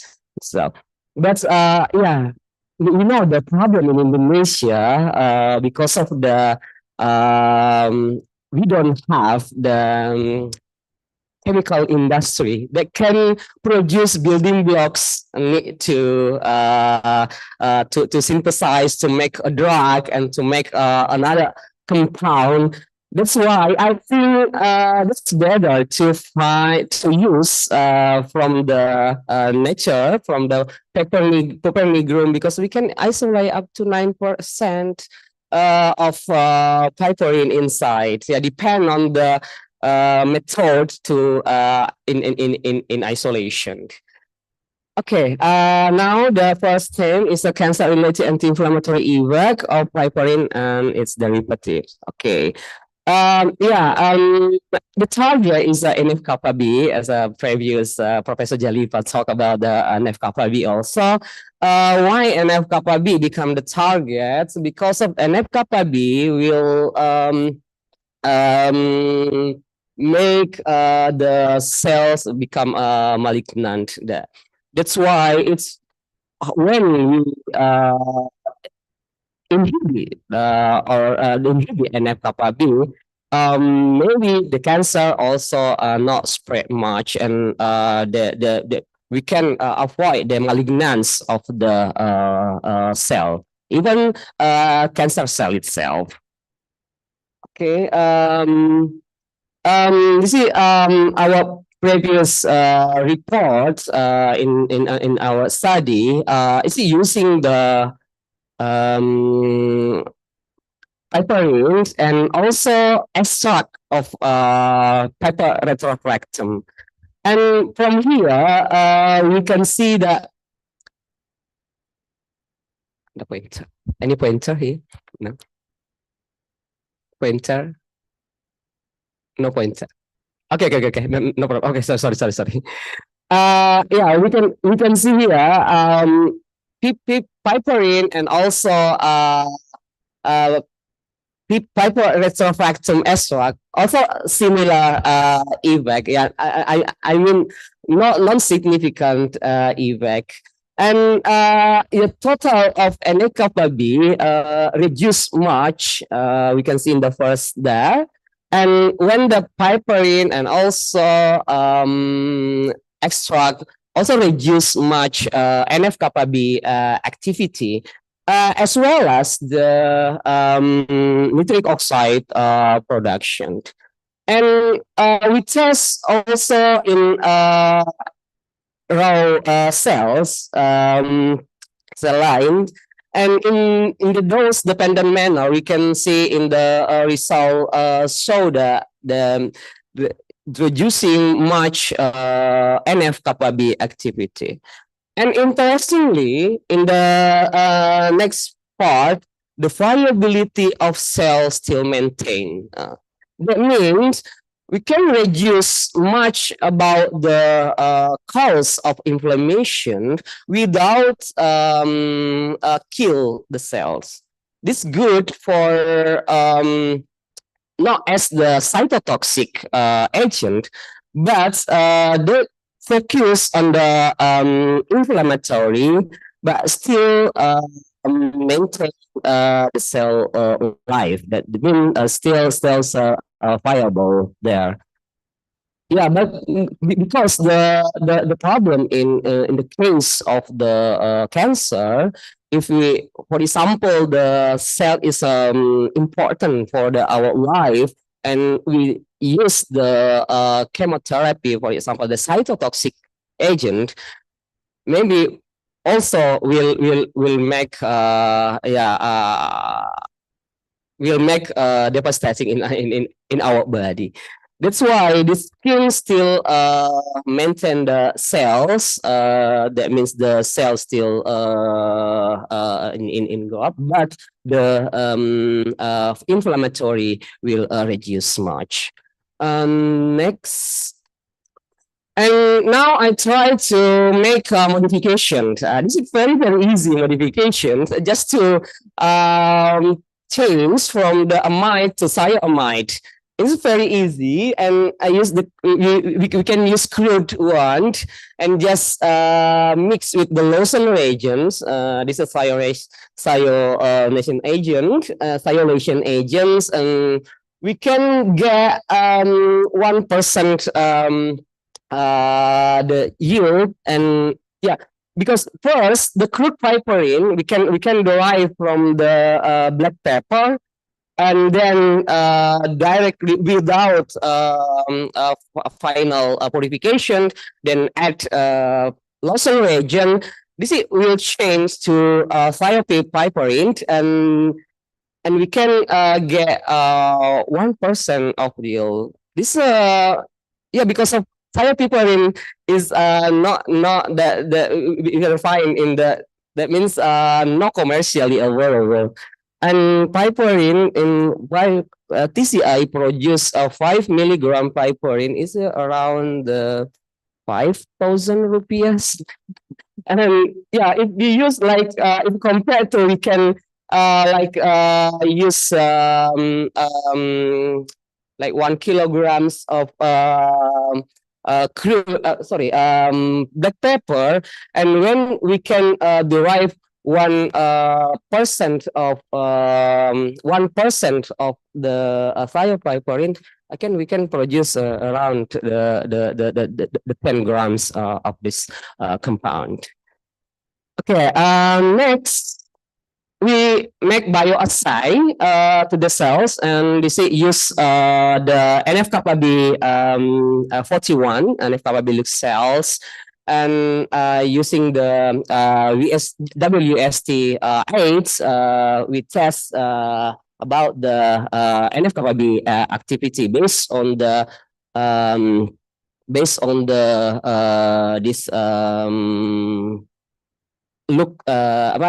luciferin interaction.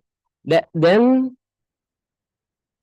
next, and then we found that yeah, if compared to piperine, the thiopiperine much better. And to reduce the NF-kappa-B activity, and similar to previous results, that we found the cell still viable, more than 80%. That means it's not much effect to cytotoxic. And previous one. Sorry. And then we test also for the other protein. We try to know about the pathway from in NF-kappa-B system. We found the matrix metalloprotease 9 effect to this compound, both piperine and also thiopiperine. But so from the Western blot analysis show the thiopiperine much better than piperine itself. Next, and we test also using the cells and to migration, potential migrations. We use like wound healing test in the pathway, and then we found the thiopiperine also much better to to halt the migration of the cells. And then and here we can see that by inviting tests using transwells, and we can see the thiopiperines better to inhibit the invading cells, cancer cells. Okay, next. Now we gonna make a molecular docking analysis to show to the matrix metalloprotease MMP9 and we compare between two compound, and here also show that thiopiperines better to inhibit the MMP9 with the interaction with zinc components inside the matrix metalloprotease 9. We know that MMP9 is a metalloprotease that have the zinc as a component in inside to make is a well. Okay, next, and then we calculate within 100 nanoseconds the molecular dynamic, and we can see that the root mean square deviation if compared to piperine and also thiopiperine, thiopiperine more stable than that. Next, we collaborate with my colleague in Faculty of Pharmacy, Professor Pearson, to do this compound in vivo. We use Drosophila, and Drosophila, we know that Petri TNF this is homologs with IND in Drosophila. And in this experiment, we did two type using phenotypic and also gen expression. Okay, next. And we test thiopiperine there, and we use heat kill E. coli to as a booster to make diphtherizin express in Drosophila. And from the survival test, we found that we found that survival much better when we introduce thiopiperine inside. We can see here the blue one without that means the red one. This is normal Drosophila, and all of the Drosophila alive. And is it similar with the group when we introduce 250 micromolar of the thiopiperine. In this experience, it's quite interesting because of actually piperine itself kill Drosophila. Piperine, but in this when we change to thiopiperine, the piperine thiopiperine didn't kill Drosophila. Yeah, this different thing we found. That's why we didn't compare with Drosophila, piperine and thiopiperine, because of the piperine's toxic to Drosophila, but here is not toxic.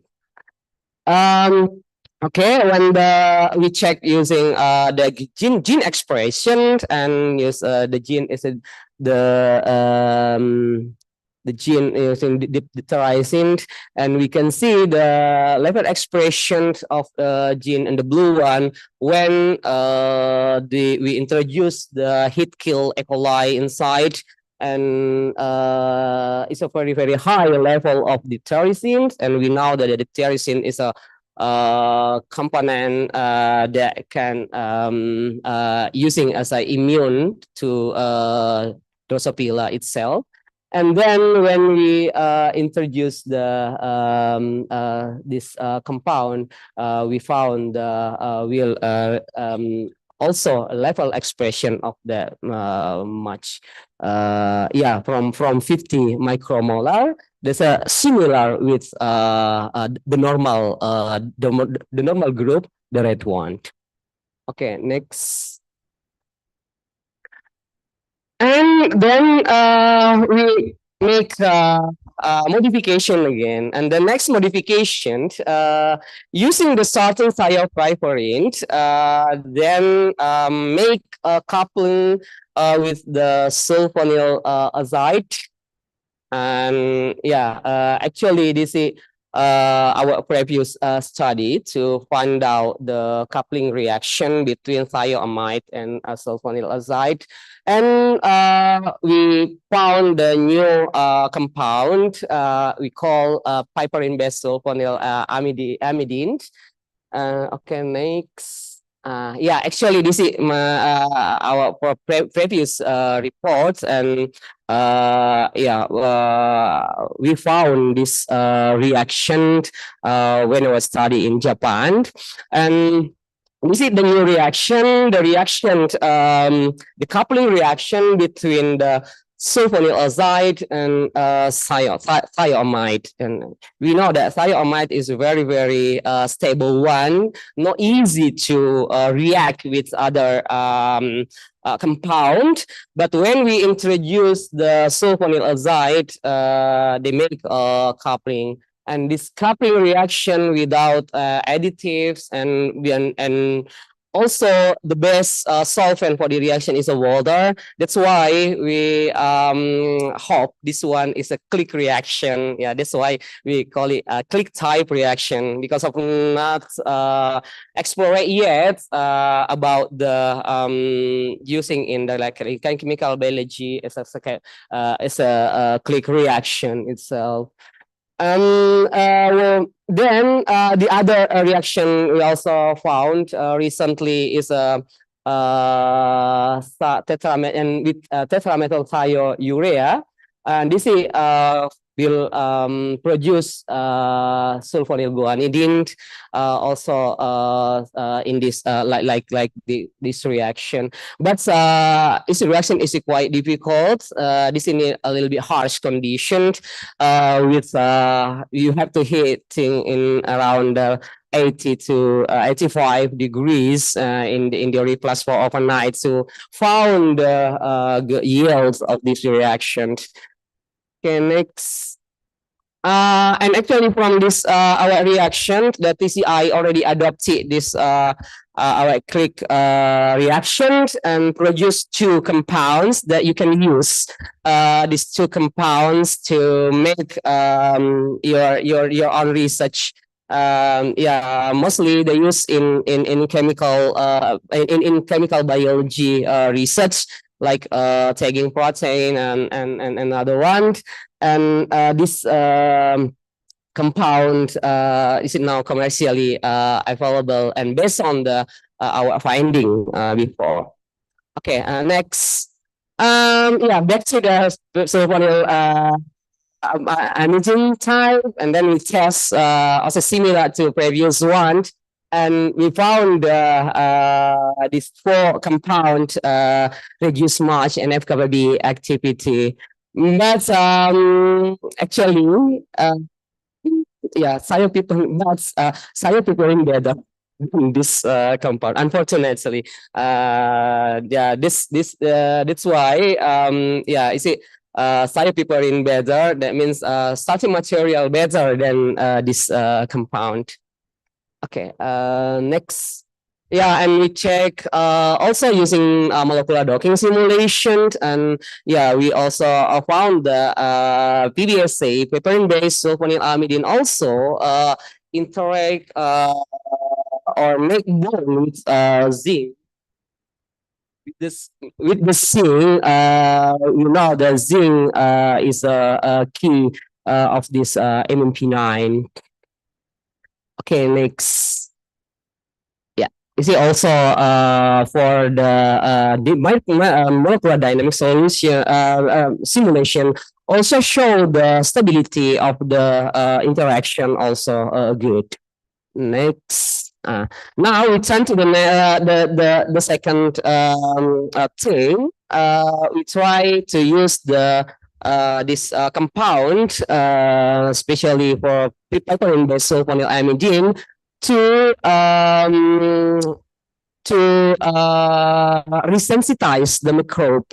The resensitized microbe we use as antibiotic resistant breaker.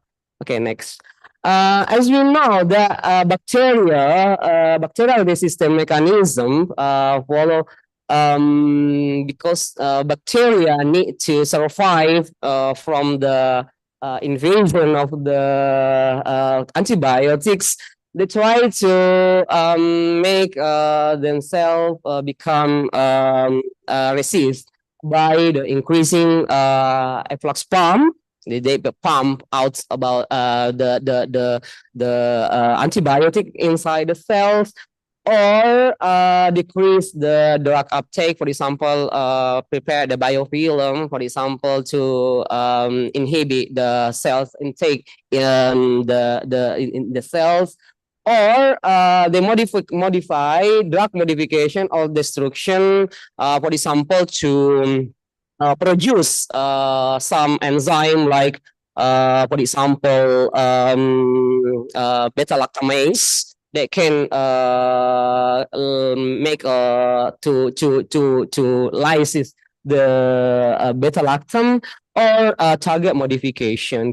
And we try to use carbapenem resistant Acinetobacter baumannii. And in this experiment, we collaborate with my collaborator in medical school from the clinical microbiology. They can isolate this bacteria from the patient. And then we try introduce this compound to efflux pump inhibitor. And then first, we try to find what kind of efflux pump contained in Acinetobacter baumannii, and we found the ADB, one of and we can show that this is with ethidium bromide. We know that ethidium bromide is one of the substrate also that usually used to in experiment about the efflux pump. And then next. And then we try to make in silico studies like from the molecular docking and molecular dynamics. Next. When we redoc, we found the very good overlay with the original position, and also redoc position is almost 0.03 the RMSD. And when the try using all of the compound, include other compound that already know, like omeprazole. Omeprazole is this is proton pump inhibitor. They also work in the kind of protein transport. We found that VBSA7 is the best one, and also inhibit the key residue, that phenylalanine 612. And we found here this is good interaction within the binding site of this ADB. Okay, next. And check also previous one. And also we check on the molecular dynamics. Is you can see this the blue the blue one, the dark blue one, almost black one is a PBSC7. It's a quite stable one. Okay, next. And then we check healthy. Yes. Previous one. Okay. This is checkerboard. Checkerboard assay. We made in the site this is meropenem. And then we can see up there up to 64 microgram per milliliter is still high.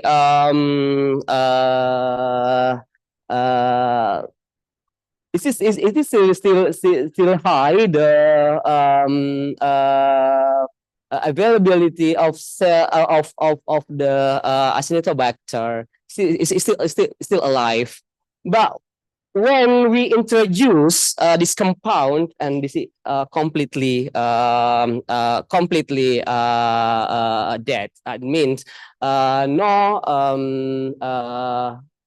and we can see PBSA7 itself doesn't have any capability to inhibit in alone, doesn't have any capability to make the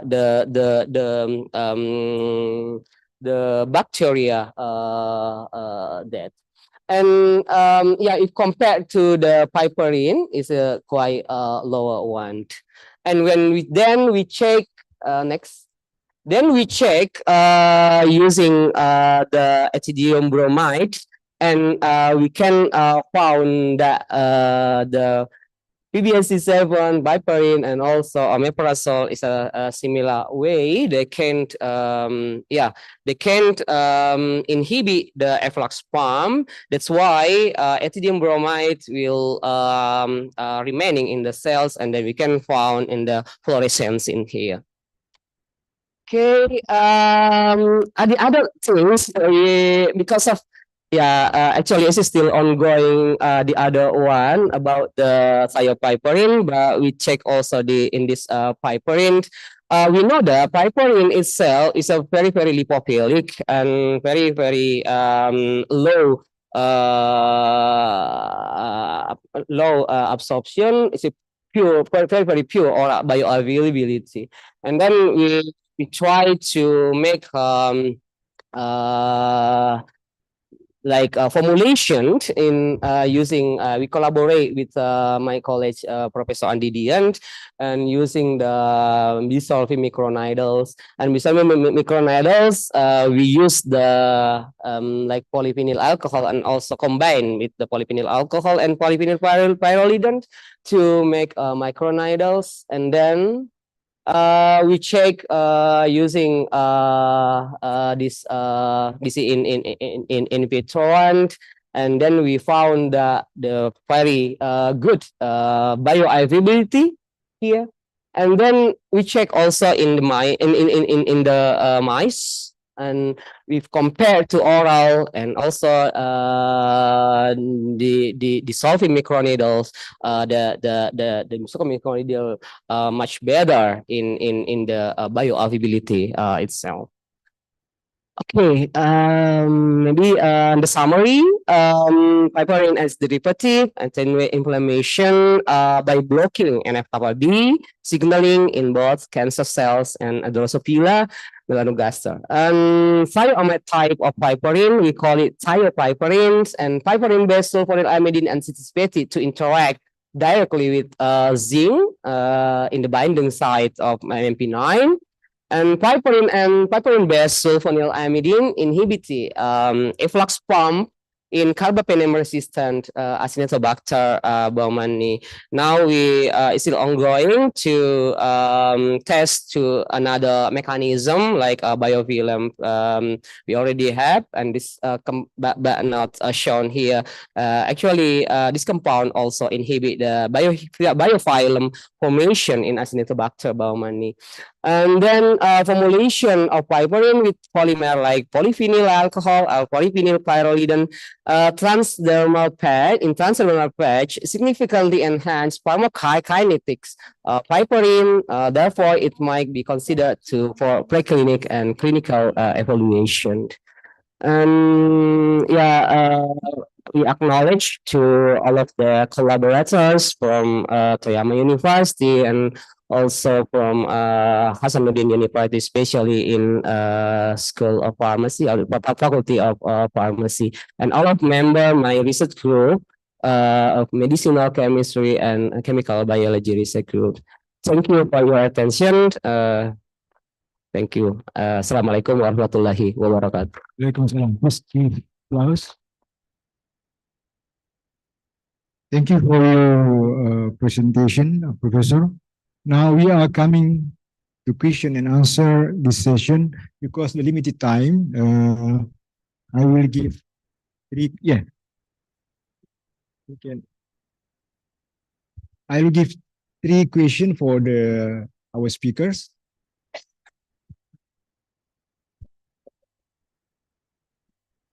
Okay, any question?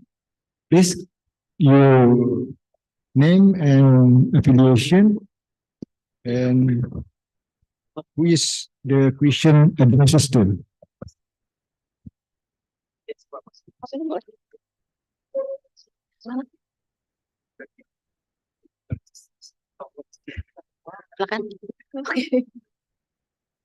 Okay. Please.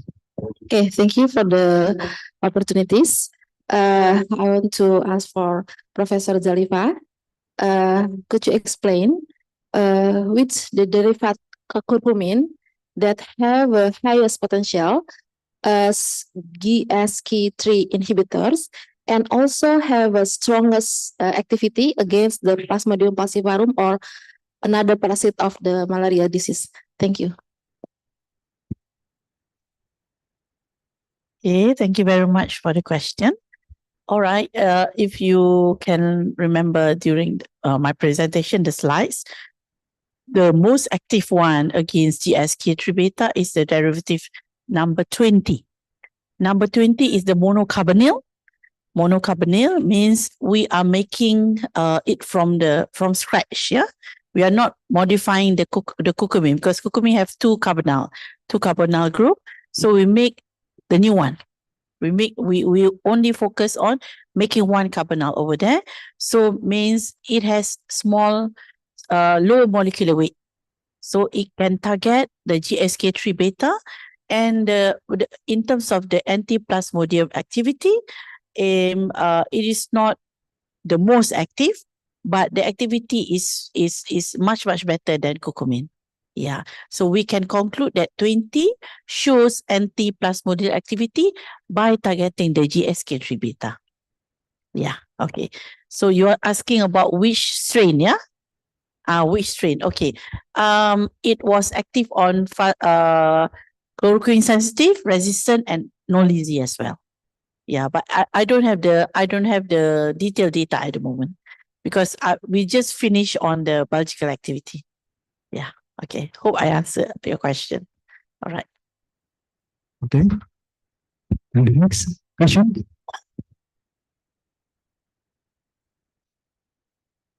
Thank you very much. Assalamualaikum warahmatullahi wabarakatuh. My name is Pinus from Department of Pharmacy, Universitas Islam Indonesia. First of all, I would like to extend my appreciation to both our speakers for your impressive presentation. Prof. Zalifa, for your work, remarkable work on 15 years on malaria. That's really consistent.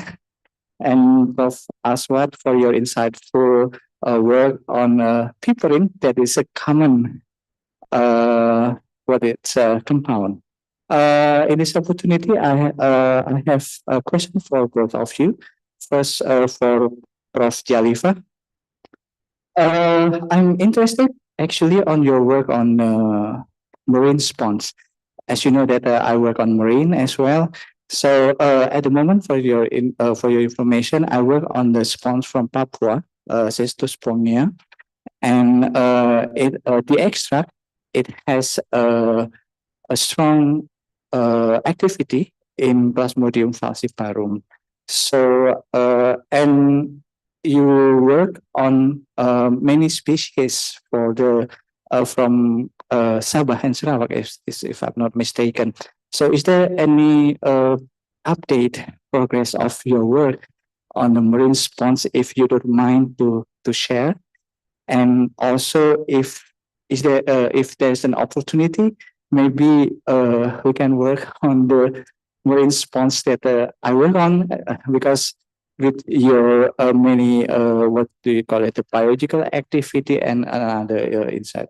And for Prof. Aswad, it is impressive that the people in the common what is simple actually and it is really actually it's quite easy to isolate. So I'm just wondering. I'm not into the. I mean that I'm not an expert in organic chemistry, but with your derivatives, which functional group that actually give the activity. I'm not.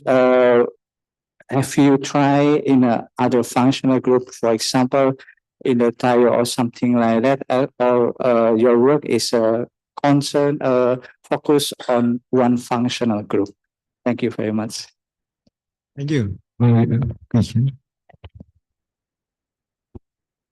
Okay, thank you very much, Professor Pinus, for the question.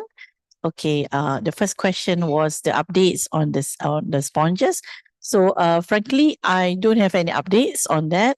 The reason why is because our challenge when we are working with sponges, we don't have an expert in identifying the species. Yeah, so we just based on the codes, the codes that we are given, and we rank the activity, and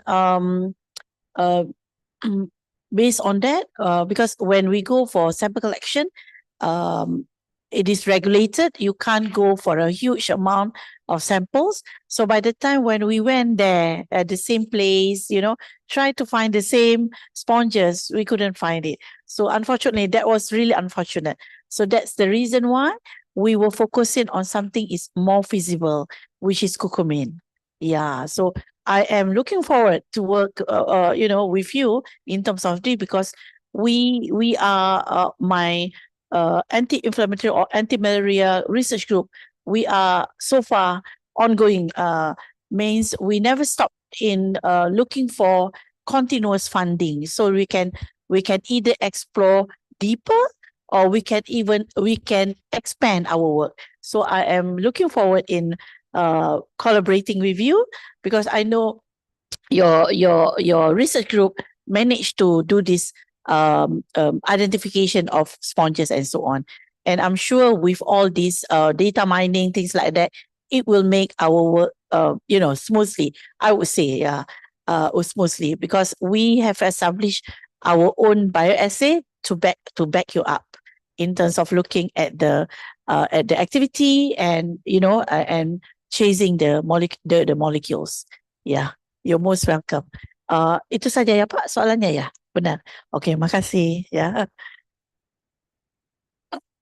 Okay, thank you very much, Dr. Pirus, about the question. Actually, as a previous, I talked about that this is piperine. This is kind of the because of the very easy to isolate and also abundant much in Kabupaten Negeri itself. And I just think because of content amide, I just think I'm gonna make a starting material to make as well as my coupling reaction previously, and convert to thioamide. Actually, some report already make much that means introduce much amount in piperine itself. Yeah, so many reported so many paper already reported to eradicate the piperine the piperidine moiety, and then to make piperic acid, and then from the piperic acids we make more ornaments to that. It's very easy to modify this is from piperic acid. And why because actually this is just the last 3 years. That means during this last 3 years I did using this piperine, because I just want to make a very simple modification. And fortunately, the simple modification bring much impact to the especially to reduce the NF-kappa B. And then why I make piperine sulfonylamidine, because as you know, my reaction will do that. And from the sulfonylamidine, because sulfonylamidine actually have a positive charge. That's why I think it can be better to test in the efflux pump inhibitor, and because of mostly the positive charge of the compound inhibit the efflux pump, and yeah, from that idea, and then try calculating then with the in silico approach. And yeah, well, and when we test in vitro, the cannabis that's true, and also can potentiate the meropenem to cure the smallpox, the Acinetobacter baumannii. Yeah, it's gonna be yeah, promising one. Yeah, I'm gonna try more the other like moiety to introduce them maybe from the yeah the other side, like from this not only sulfonylamidine one, but the other one maybe in the next in the next experiment. Thank you very much. Thank you for your answer. Any question? The last question, first time, because I received a note from committee about time. Thank you. Please. Okay, thank you. My name is Leah from ITB. I have a question for Ibu Zalifa. Pak Pinus told us that 15 years of research in anti-malaria must be needs consistent and great efforts. And based on your presentation, you have conducted or examined a lot of extracts from plants, from fungi, from sponges and actinomyces, but you just only explain the 4 plants having potent activities on anti-malaria. I just wonder, how did you not find any extracts from fungi, actinomyces, or sponges that have a potent activity as the plants you have explained?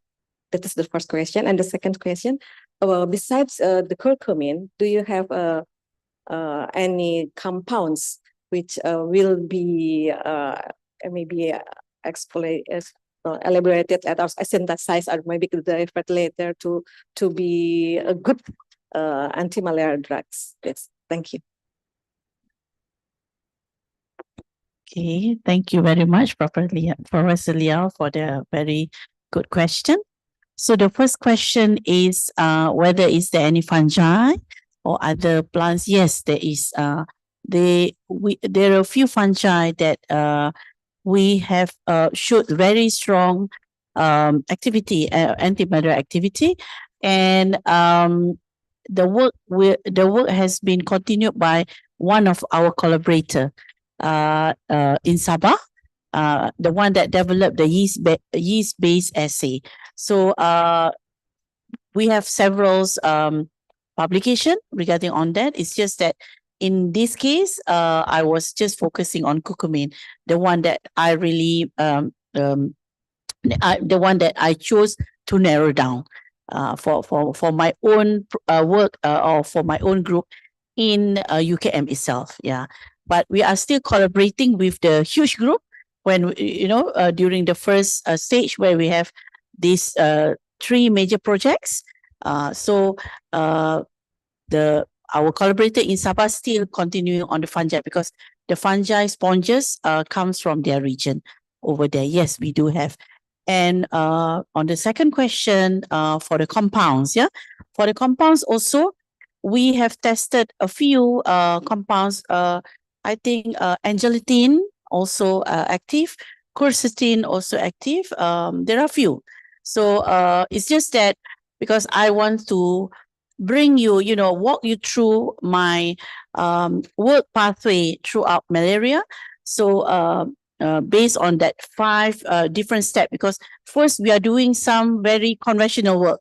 We start with the screening, the extracts, things like that.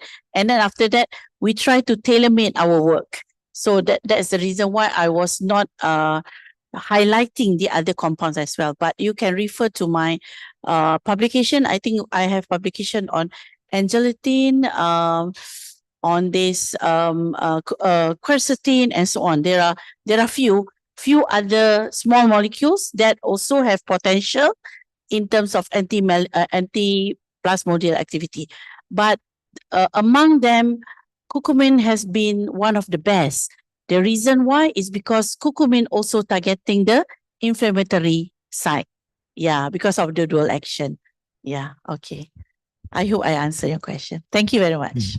Thank you for question about participant. And if you want to ask to speaker, you can contact by email maybe. Because the time has run out, I will end today's presentation. Please give applause to our speaker. Ya. Assalamualaikum warahmatullahi wabarakatuh. I will turn to Master Busriman. Okay. Please to back. Ladies and gentlemen, that was indeed such an engaging and thought-provoking session. Since we thank Prof. Teruma, Prof. Dr. Jalifah Latif, Prof. Dr. Muhammad Aswad, and of course, Dr. Ajuk Sapar for skillfully leading the discussion.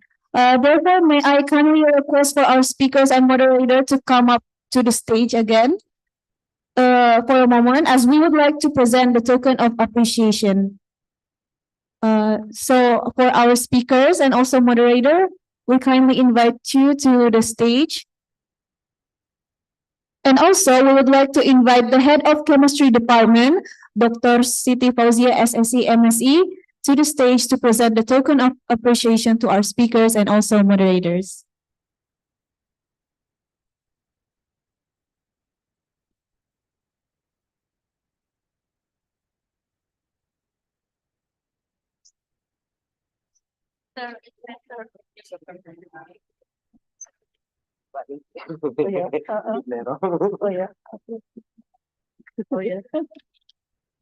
First off, our token of appreciation to Professor Dr. Jalifah Latif. Please give a round of applause for Professor Dr. Jalifah Latif.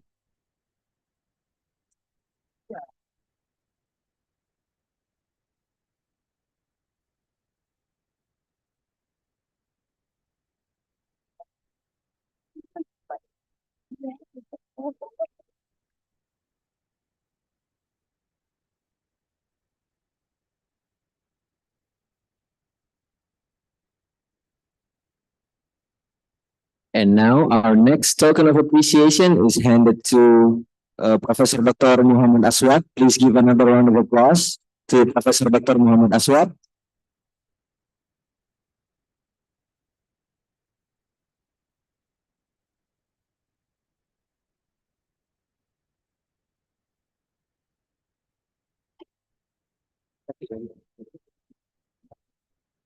And now for our moderator for skillfully leading the plenary session for today.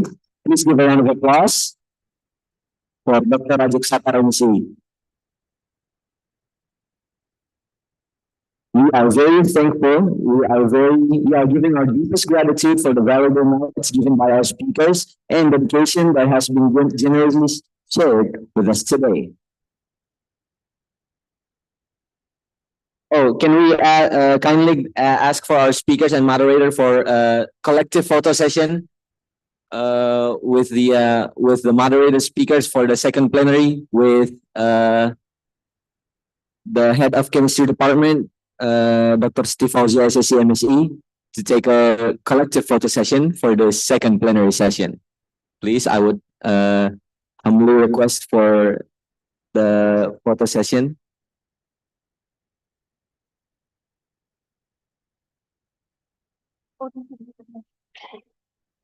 Kayaknya posisi sebelah sana aja.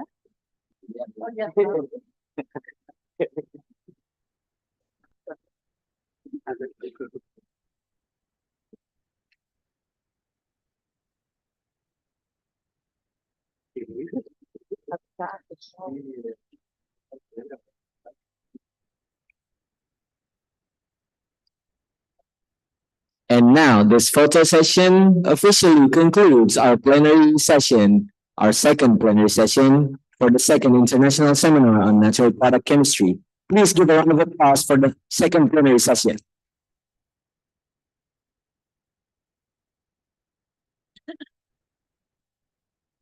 Ladies and gentlemen, yesterday we witnessed the sponsor booth filled with participants, which clearly reflects everyone's great interest in the products and also services offered by our sponsors. And with that, our next session will be an exhibition presentation by Pepper Team Craft. We would now like to kindly invite the representative of Pepper Team Craft to the stage to share their presentation with us. Please give a round of applause for Pepper Team Craft.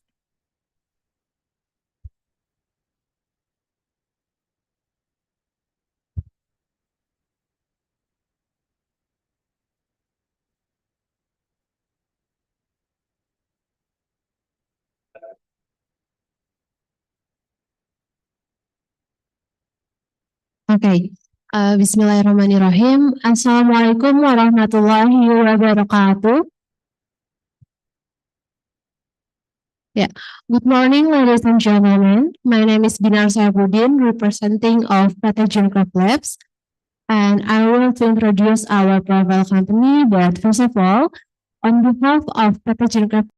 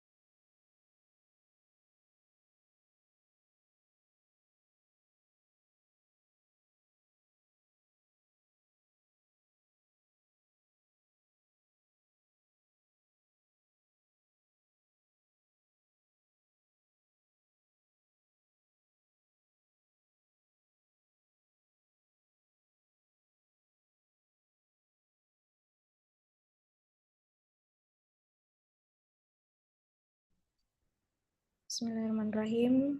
Assalamualaikum warahmatullahi wabarakatuh. Good morning, everyone. Do you can hear my voice clearly? Yeah, exactly. Yes, it's okay. Okay, thank you. I am apologize for the delay because of our ceremony before this session. Assalamualaikum warahmatullahi wabarakatuh. Waalaikumsalam warahmatullahi wabarakatuh. Good morning, everyone. You can hear my voice clearly? Yeah. Yes.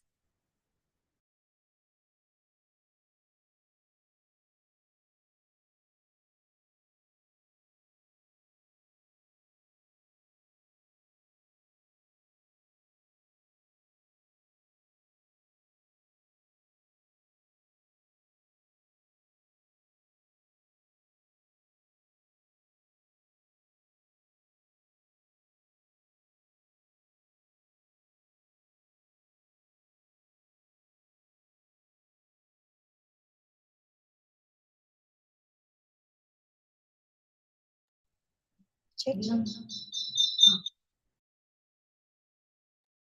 Cek.